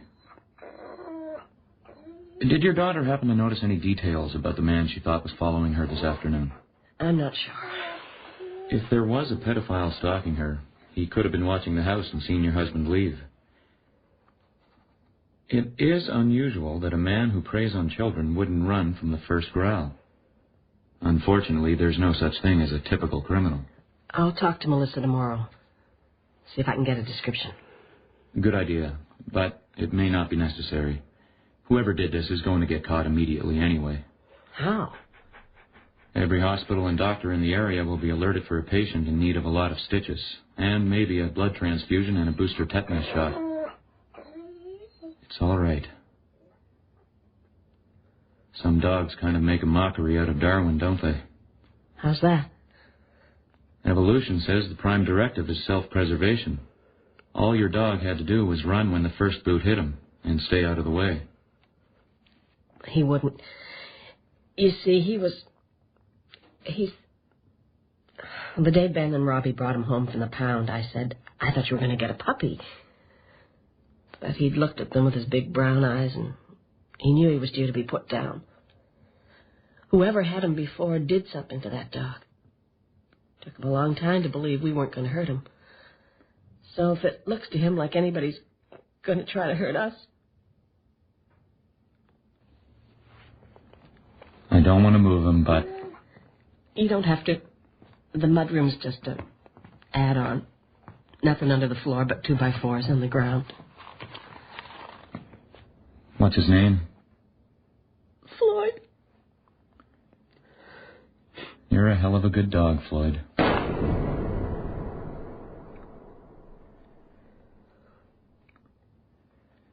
I've got a tarp in the trunk. I'll load him up in a minute. No, Ben will dig a hole for him out back. Bonnie, forensics will have to take blood and fiber and tissue samples from his teeth and claws. You want to make sure we nail whoever did this, don't you? Oh, yeah. I want him nailed. But I want that dog back. Buried here.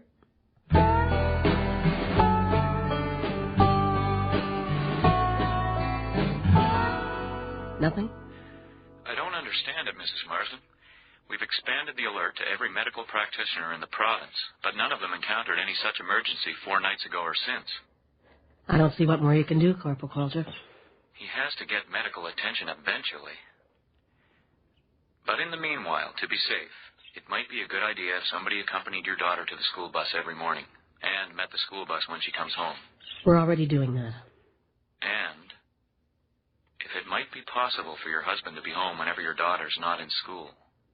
Ben's got no work on for the next few days. If something comes up, he can probably pick his own hours. Good.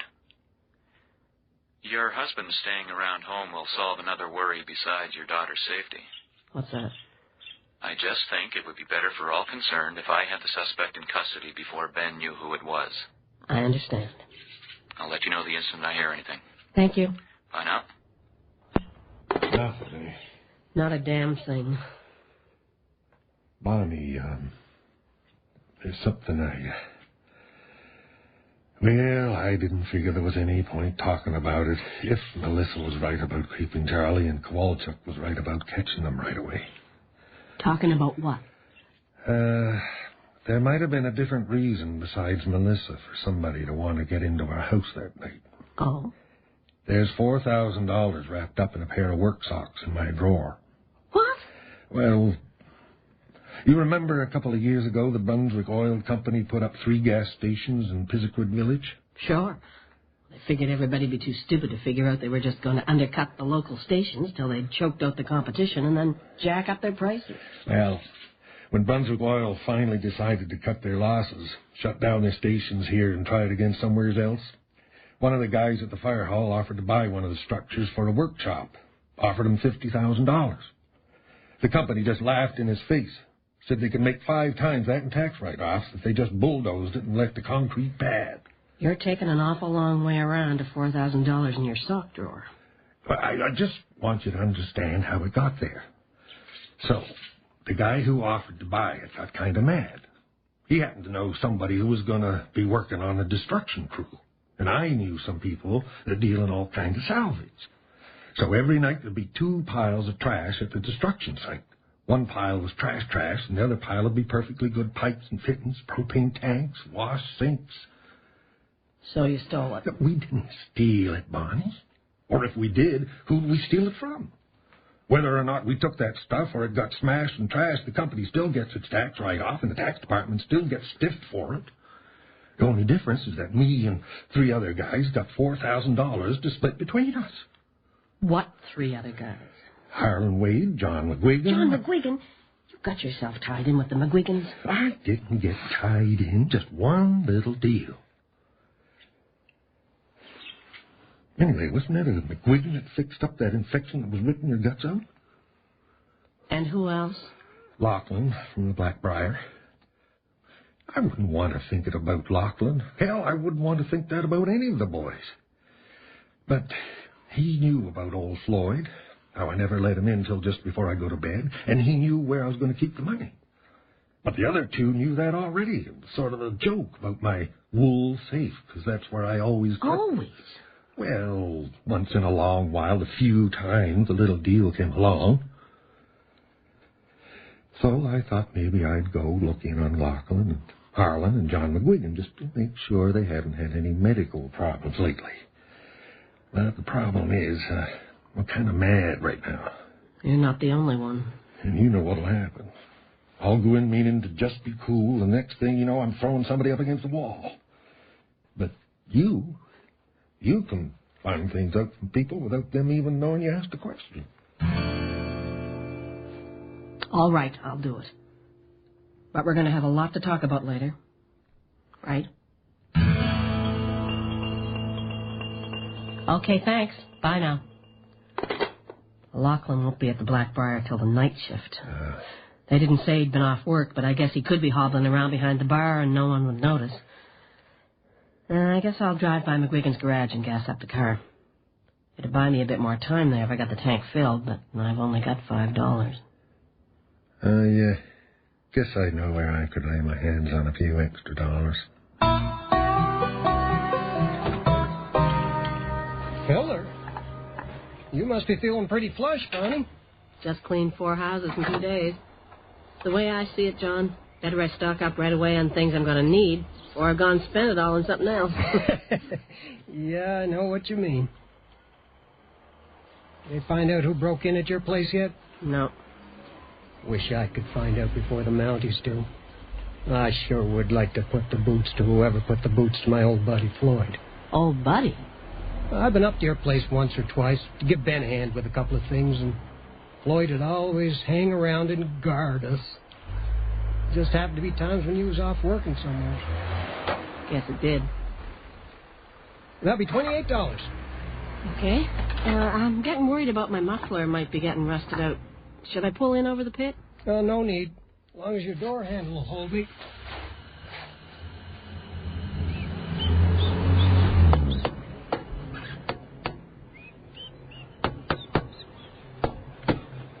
Nope, looks pretty good. Yeah, a bit of rust, but it might even get you through next winter. You're pretty spry for one of us middle-aged types. Nah, it's just what you're used to. I probably wouldn't last 30 seconds scrubbing floors. Well, thanks for checking it out, John. Bonnie? Yeah? That'll be $28. Then I stopped by Wade's restaurant on the way home to see if they had any specials at the butcher counter. They were getting a produce delivery, and I could see Harlan out back through the window, but I didn't bother to talk to him. Why not? Because he was jumping on and off the back of the produce truck like a mountain goat. So, that leaves good old easygoing Lachlan. Ben, you'll have to stay here and look after Melissa. Not much point in me going yet if he doesn't come on shift till 6. Lachlan usually comes in at least half hour early. Has a couple of beers at a corner table. Makes him more tolerant to the customers. Bonnie, pull up a chair. I'd get up, but my knees is kind of sore. What'll you have? Oh, just a draft. I'm buying. Well, then white rum and ginger ale. Hey, Andy, white rum and ginger. And another moose. Oh, damn. Here, let me help you. Jeez, it really is true what they say about women's purses. I thought your knees were sore. I said they were sore, not broke. Me, I'm broke, but I ain't sore about it. Here's your something or other. Well, I think that's got her. Let me give you a hand up. Thanks. Here you go. Just put it on my employee tab, Andy. The reason I thought I should buy you a drink, Bonnie, is I know it's not much, but I sure am sorry about what happened to your dog. So sad. And I was just talking about him that day. Yeah, Ben told me you were. Wait a minute, you mean you were talking about Floyd to other people besides Ben? Oh, sure. He was such an interesting dog. He made my conversation and all my visiting on into work. Visiting? Oh, I got my regular stops. Muriel Potter always puts a pot of tea on. Then the donut shop. Old Angus McGuigan's most of the time there when I am. I shouldn't call him old. He could still clean my clock if I got him riled. Old Angus McGuigan. I usually buy him a cup of coffee. Because he's only got the Canada pension. And his sons figure that's enough for him. Angus could jaw your ear off. Been kind of lonely since his wife died. Well, he's got his nice young grandson living with him now. But that can't be much company, him being on call at the hospital all the time. Something wrong, Bonnie? You haven't touched your drink. I will. Thanks, Lachlan. I gotta be going. They couldn't have planned all that out ahead of time. It wasn't a plan, just circumstances. Look, Dr. Vince and his grandfather are making small talk after supper that night, and they hear on old Angus's shortwave radio that there's a pile-up on Bullards Road. Angus knows you'd have to go. Vince knows I'm zonked out on Demerol, and Lachlan told Angus you don't let our interesting dog in for the night until just before you go to bed. So there's $4,000 lying there, and all somebody has to do is walk in and pick it up. If you're right, it could just as easily have been Vince as Angus. Sweet young Dr. Vince wouldn't have the nerve. But he did his part. When old Angus got home all ripped to pieces, he had his own private doctor there to sew him back up. A doctor who wouldn't leave hospital records for Corporal Kowalchuk to trace down. Well, I guess you better call up Kowalchuk and tell him. No, I want to be certain. I want you to call up old Angus and tell him you and a few other fellas are taking a jaunt up to the trout stream tomorrow. Ask him if he'd like to come along. What if he says yes? He will if he can walk. Well, it sure is good of you to ask me, Ben, but I'm feeling a little poorly. A little poorly? Oh, some kind of flu infection. Doctor told me I should stay inside for a week or two. Maybe more. It's... You're right. Son of a bitch. Bonnie? Damn. Bonnie, wait.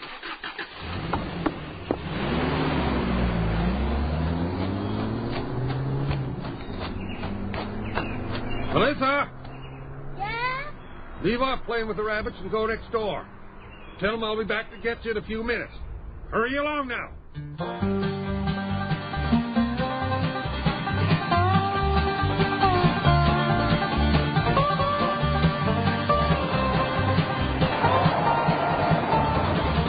Bonnie! Oh, it's good to see you up and about. I'm just trying to get these marigolds weeded before... You little bastard. Don't! Oh, son of a bitch. Stop it! Leave him alone!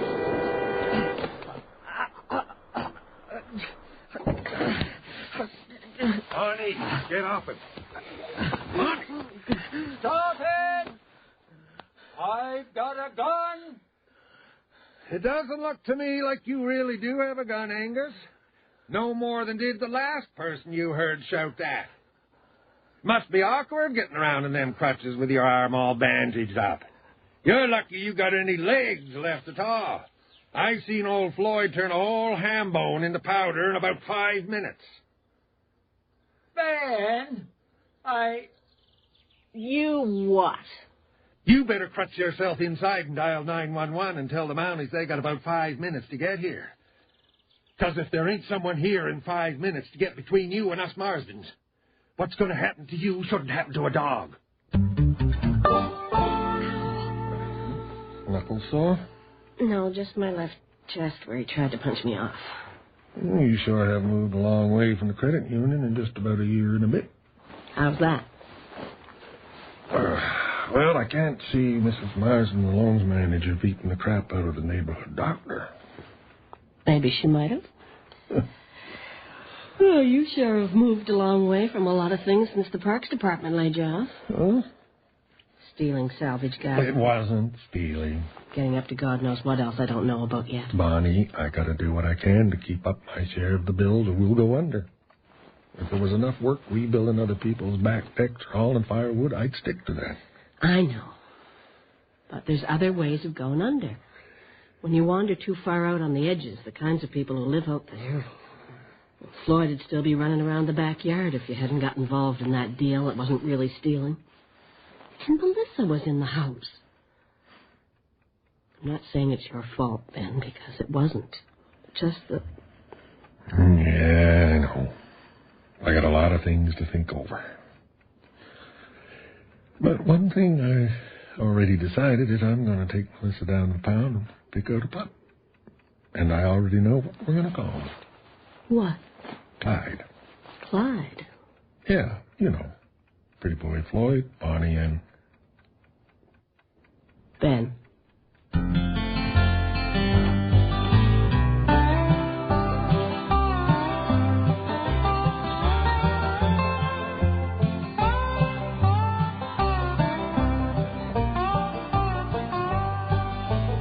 You've been listening to episode 11 of Clean Sweep by Elf Silver, winner this year of the Thomas Rodell Award for Fiction. It's the preeminent literary medal on the Atlantic coast. In the cast today, Deborah Allen was Bonnie, Richard Donat was Ben, Mike Pellerin was Corporal Kowalchuk, Ashley Swain was Melissa, Mark Graham was Lachlan, Cale Clark was Dr. McGuigan, Glenn Watman was John McGuigan, and Joseph Rutten was Angus McGuigan. The music was composed by Scott McMillan and David McIsaac. The performance featured Gordon Stobie, Jamie Gatty, and Andre Lacroix together with the two composers. The recording engineer was Pat Martin, with sound effects by Dermot Kenny. The associate producer was Peggy Hemsworth. Borderline Collie was produced and directed in Halifax by Bill Howell, the executive producer of The Mystery Project. I'm Bob Boving, thanking you for listening and inviting your comments, and also hoping that you'll join us next time when you'll have a chance to meet our new cast member. Hi, gang. Bob Boving here for The Mystery Project with the next installment of our series, Clean Sweep by Elf Silver, starring Deborah Allen as Bonnie Marsden.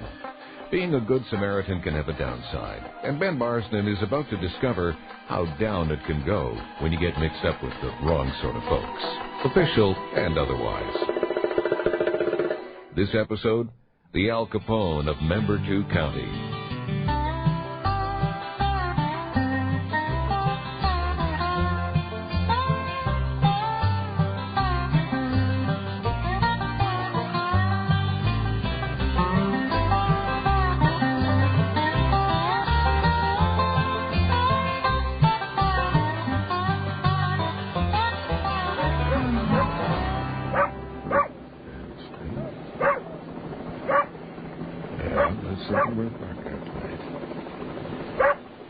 Now we'll just hut you back up on the line and you're back on duty for the day. Getting used to the routine? Good pop, Clyde. Ben, breakfast is ready. Sounds good to me. Damn strange. You hear anything about them changing the flight path to Greenwood? No, but I don't think D&D would call me up to tell me. Why? Helicopter crossing out back over our woodlot. I only saw it for a second, but kept hearing it. Didn't seem to be going anywhere. It sure smells good in here. Maybe there's somebody lost in the woods. Well, I had the radio on. Bob Smiley didn't say anything on the news. Maybe the pilot got lost. Melissa still sleeping? Mm-hmm. She won't get much chance to sleep in once school starts back up again. I'll give her another half hour till it's time to get ready to go clean the Blanchards. I'll take her with me. I got a whole library of videos. What are you up to today? Well, I don't need a phone call to tell me that roof job won't be on today. I promised Melissa I'd fix up that old desk you got in the yard sale. So I'll just potter away on at the barn, maybe take out a pot of tea with a little something to go in it. Have myself quiet on a rainy day. Sounds like a nice kind of day. Sounds like a real nice day.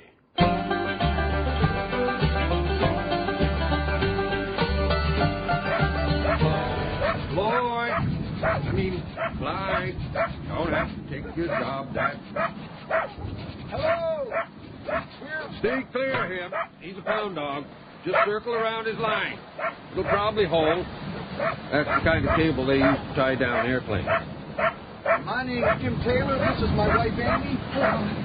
We were wondering if you might do us a favor. We pay you for it. Well, you could do me a favor right off and step into the barn before I get as soaked as you are. Thank you, Mr. Marsden. Ben Marsden.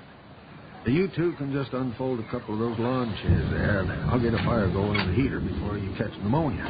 Follow the river or something? No, the rain was enough. Yeah, it's kind of embarrassing. Me and Amy drove up from the city for the day to scout out campsites for our holidays. Turned out my little two-wheel drive sports truck isn't as handy as I thought it was. We got onto a dirt road through the woods and got stuck in the mud. Well, we saw some house roofs down the hill and figured our best bet was to walk down through the woods. Were you the helicopter? Helicopter? There was a helicopter come over first thing this morning. I thought it might be somebody lost in the woods. We only left the truck 20 minutes ago, so if they were looking for somebody, it wasn't us.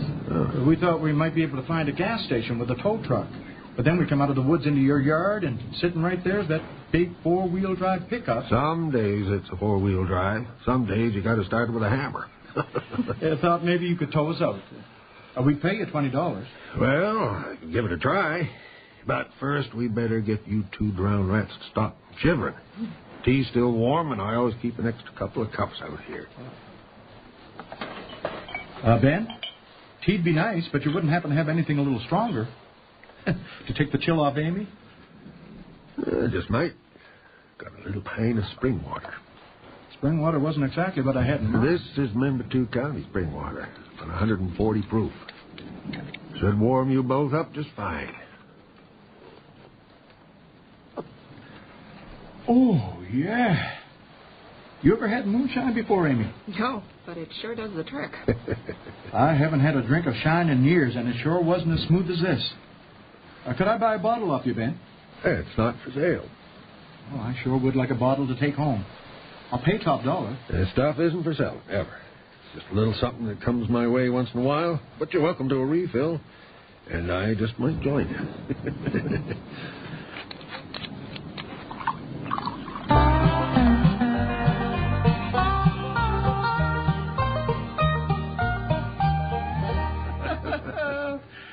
Oh, man, that's good stuff.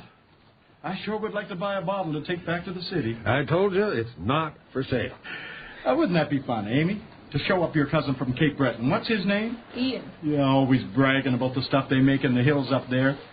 I'd sure like to show him what real shine is. It's not for sale. Oh, hell, there's hardly any left in the bottle anyway. Take it. We better go get your truck towed out while you can still drive. Or maybe you better let Amy do the driving. Never seen anybody putting back the shine like you. You gotta get it while you can, Ben.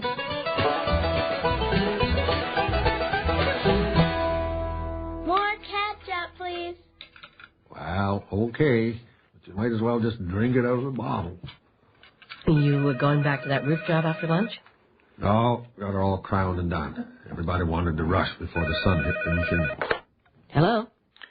Mrs. Marsden, it's Corporal Kowalchuk. Is your husband there, please? Sure, what? Might I speak with him, please? Sure. Ben? Okay. It's Corporal Kowalchuk. What? I hope there hasn't been an accident. Hello? Mr. Marsden, would it be possible for you to come into the detachment within, say, the next half hour? I guess. Why? I can't explain that over the telephone, but it will be better for you to come in voluntarily than if I have to come out and get you.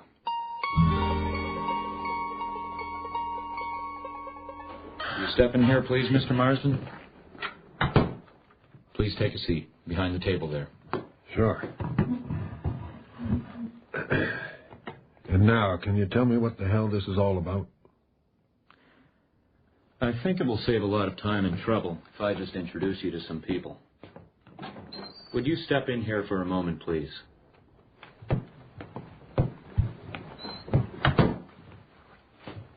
Hello, Ben. Hi, Ben.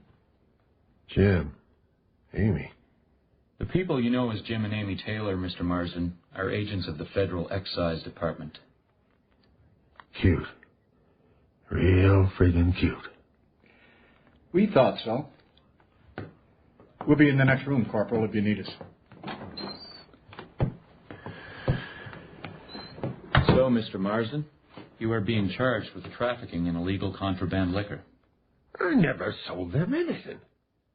The agents are in possession of liquor they received from you and corroborate each other's statements that you received $20 from them. That was for pulling their goddamn truck out of the mud. Would you wait here a moment, please? Don't look like I'm going anywhere. As you may have heard, Mr. Marsden claims that $20 was for pulling your goddamn truck out of the mud. If you read our statements carefully, Corporal, you'll see they state clearly that we received contraband liquor from Mr. Marsden and that during the course of the operation he received $20 from us. So a magistrate might assume... If you try any more of that sleazy crap in my jurisdiction, I will swear out a statement that you tried to inflate the charges. This investigation is a lot bigger than Member 2 County, Corporal. And your job is to assist us in any way you can. My job is to enforce the law. I will proceed with the interrogation as per recommendations. You are being charged, Mr. Marsden, with possession of illegal contraband liquor. I don't know anything about illegal contraband. What's it? Us hillbillies just call it moonshine. You have the right to have a lawyer present during questioning. Don't see much need. Seems pretty cut and dry. All right. Would you tell me where you got the moonshine? Sure. Old Morley Bishop. Bishop. Do you know where I might find Mr. Bishop? Sure. Pisiquid Village Cemetery. He went for a drive with somebody who drunk more of his stuff than he had. And when did that happen? About a year and a half ago, just before your time. Are you expecting me to believe you had that bottle lying around for a year and a half? It don't go bad. I think you should take this a little more seriously, Ben. I know it seems like a penny ante charge whether you cooperate or not, but the excise department has powers that go beyond normal law enforcement. Like what? For one thing, they can confiscate your vehicle immediately, since it was used to transport illegal contraband liquor. Here's the key. If they can start it, they can have it. I have to do this, Ben. I've been given a list of names. I'm not asking you to say anything about any of these people. All you have to do is nod your head if you hear the right name, and that'll be enough for me to get a search warrant. Ruby McLean, Harlan Wade, Neil Morris. You can read out the whole Member 2 County phone book, Corporal. I ain't no damned informer. I guess you better call up legal aid and tell them to appoint me a lawyer after all.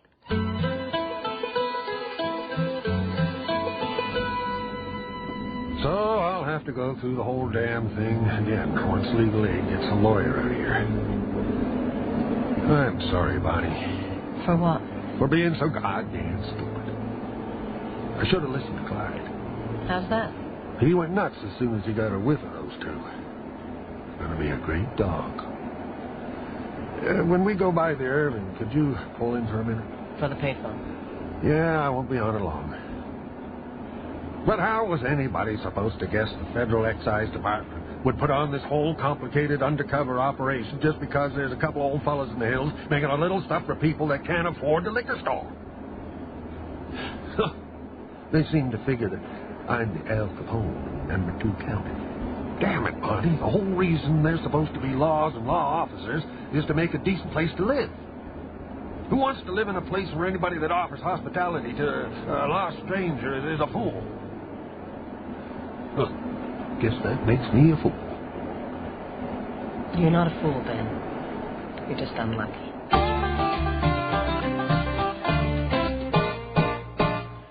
Right.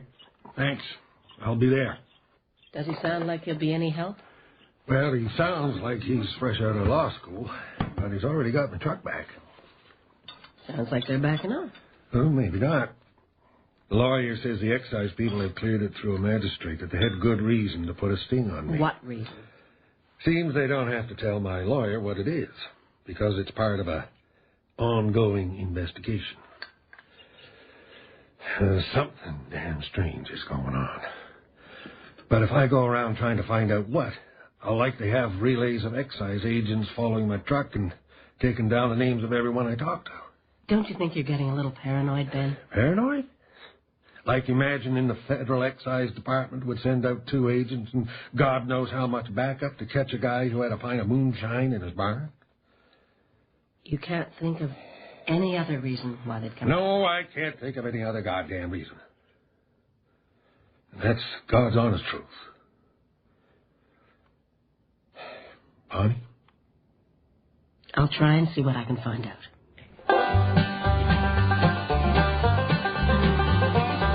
Good morning, Ruby. I was just passing by and thought I'd see how you were doing. Is Albert still up in Foro, or is somebody else going to give you a hand with all that fire?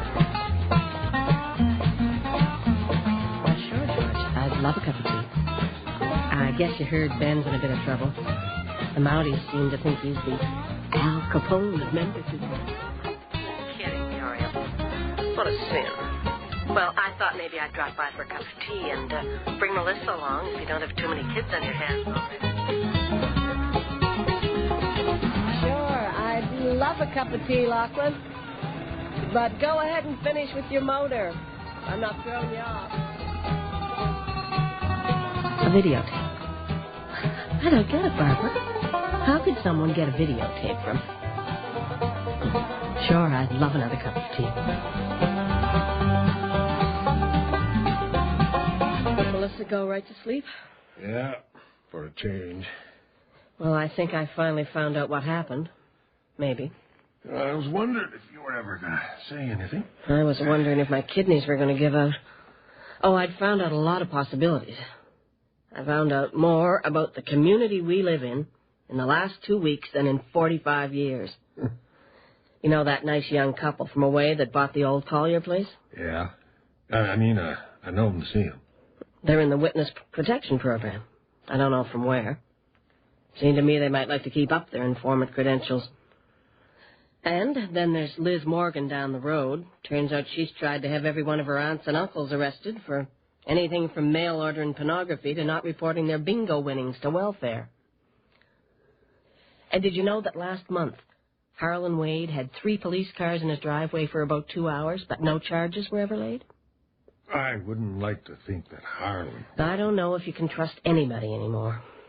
But I didn't want to think that either, so I didn't say anything till I found out if there might be a likelier possibility. There is. You know a kid named Billy Vickers? Maybe 19 or 20 years old? I don't think so. Well, there was a hydroponic marijuana operation up in Mertonville that got raided a couple of months ago. Yeah. I done some work there. You what? Well, fixing up the front porch and repointing the chimney.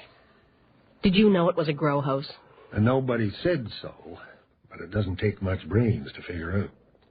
A couple of jobless young fellas from the city, renting a place out in the country, with a barn where the loft windows are boarded up, but there's always light coming through the cracks.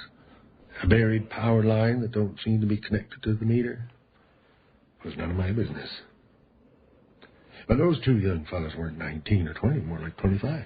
Billy Vickers didn't live there, but he was there when the police showed up. A gopher, right? Local kid who was always going in and out of the barn. He was in jail since then. His lawyer waived bail. Waived bail? Well, his trial came up last week, and they let him off for time already served and for other considerations. It seems that while Billy Vickers was in jail, he made a videotaped confession. A long confession. I wouldn't figure a kid like that had much to confess. From what they say, he was confessing for a lot of other people, too. The lawyers for those other people have a right to review all the evidence, including that videotape. Oh, then why couldn't my lawyer? Maybe it isn't evidence in your case. They already have all the evidence they need. But if that tape is the justification for the excise agents coming after you, the ongoing investigation, maybe there's something on it your lawyer could use to say that they had no good reason to try and set you up. Maybe. If he could get his hands on it. He can't, but we could. How? Well, somebody in one of those other lawyers' offices made a copy of that videotape, then handed it over to her cousin or somebody. There's copies of the copy going for $200 apiece. $200? The kid doesn't even know me. They say your name is on the tape. Who says? Wanda Birch, down in Butcher's Corners. She never gives anything away except hints. She wants $200. Well, I know it sounds like a lot of money, but it might help get your case thrown out of court. Or it might not. But I want to watch the movie, too. It's not a movie you'd like, honey, and it's way past your bedtime. Go to sleep now. Here, you run it. My hand's all sweaty. They say it's not the whole tape. There was a bunch of stuff at the beginning about in the presence of his lawyer and all that. Now, Billy, I have a list of names. They always do. Most of them we already have plenty of evidence against, so it isn't like you're being an informer. We just want to have your corroboration. You know I'm trying to cooperate, Amy. I know that, Billy.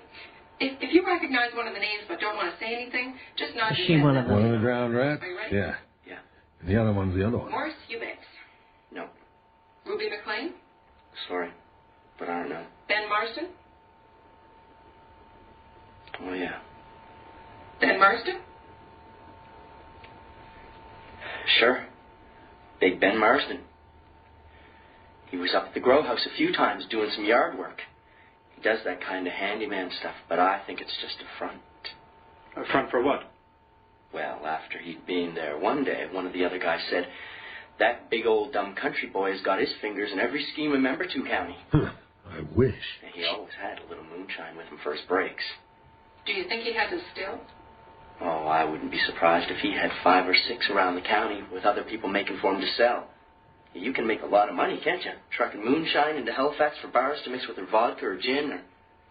That's right, Billy. Does Ben Marston have a grow house, too? Oh, I don't know about a grow house, but he's probably got a few acres of woods behind his place, eh? All those old guys do. That's probably where he grows it. The helicopter. I mean, back there in the woods. The helicopter not was far hovering enough back around for that us to be morning. Going through there. They probably didn't know about country hours and thought we wouldn't be awake there. Property. Put up They no were hunting, looking no for trespassing Ben Marston's signs. marijuana plantation. How many tens of thousands of dollars did they spend trying to stop me from drinking liquor with no taxes on it? But now they have to convict you of something or look foolish. Tom States. I heard the name somewheres, but Orland Milgard. no. You might as well turn it off. Jack Burton. Just run it back a couple seconds, okay?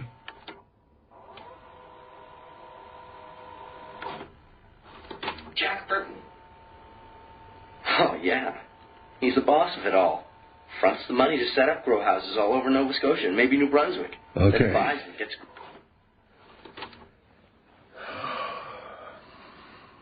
Jack Burton. Somebody you know? Not hardly. Just enough to know that poor dumb kid should have stayed in jail. Why? Is Jack Burton innocent too? No. Jack Burton's not innocent.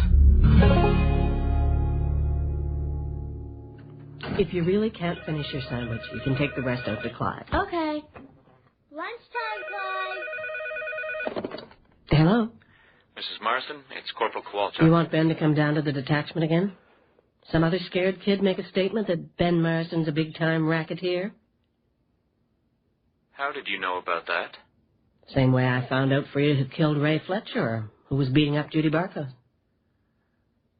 Bonnie, I don't like this any better than you do, but Ben did commit a crime. And those two scummy excise agents didn't. Not according to the law. I just wanted to make sure Ben got a message he'll probably get from his lawyer anyway, but just in case. The case before his tomorrow is going to plead guilty after all, so he should be there first thing in the morning. Well, thanks for letting us know.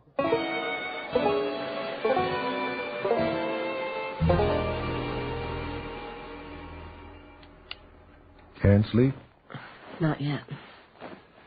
I was probably going to wake up in a few minutes anyway. Again? I've been thinking about something.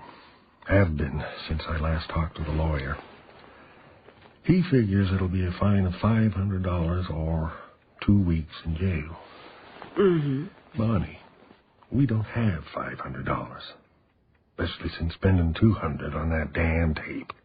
We've got almost $700 in the bank. Now, that's the mortgage and groceries. Mona at the bank would put a loan through in a minute. We can't carry any loan. 2 weeks sentence. I'd only served 10 days. I wouldn't make $500 in 10 days out working. And what bits of work I got lined up will still be waiting when I get out. You can't go to jail. Well, I sure as hell don't want to. Only jail time I ever done was overnighters when I was a kid. But it's only 10 days. I probably won't even notice where I am the first week or so. I'll be busy going through withdrawal. How's that? Bonnie, I'm an alcoholic. What? That's ridiculous. I haven't seen you falling down drunk in years. I haven't been. Just been on, what's the dog food label say? Basic maintenance. You must have smelled it on me when I climbed into bed every night. A lot of people always take a drink at the end of the day. It wasn't just the end of the day. Ever since I got laid off, and what work I do get is all in my own stick, there's always a bottle of Shine in the barn or in my toolbox. If I go too long without a nip, my hands start to shake. I never noticed. No, it wasn't anything to notice. As long as I stayed on basic maintenance. It just got to be a habit. It keeps me from losing my patience. Maybe it's not such a bad thing that I'll have to dry out in a place with guards and bars on the windows. You won't be the only one going through withdrawal. Huh? It's almost 30 years since we went 10 days without seeing each other. Well, we'll see each other. Hell, 10 days. They might even let me serve it in the little Mountie lockup just down the road. I wasn't talking about visiting hours. I should have said 10 nights. Well, just last year, when you were doing all that hospital time and out of commission in between, that was a lot longer than 10 days. That was different. Why? Because I was the one who was out of commission.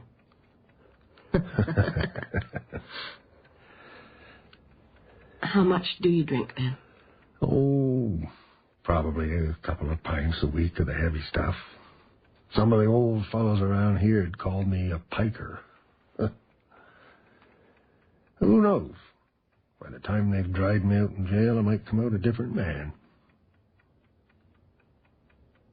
I've never wanted a different man.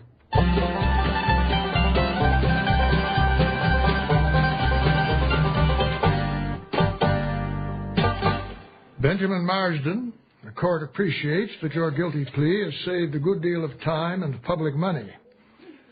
Although nowhere near as much public money as you and your unnamed friends have stolen over the years by producing and consuming illegal contraband liquor. The federal agent's report makes it clear that you've been very uncooperative in every area except your guilty plea. You may be a very small fish in a very large pond, Mr. Marsden, but it's a scummy pond in need of cleaning up. I sentence you to pay a fine of $2,000 or serve 2 months in provincial jail. You gotta be kidding. Next case. You've been listening to the Al Capone of Member 2 County, Episode 12 of Clean Sweep, written by Elf Silver.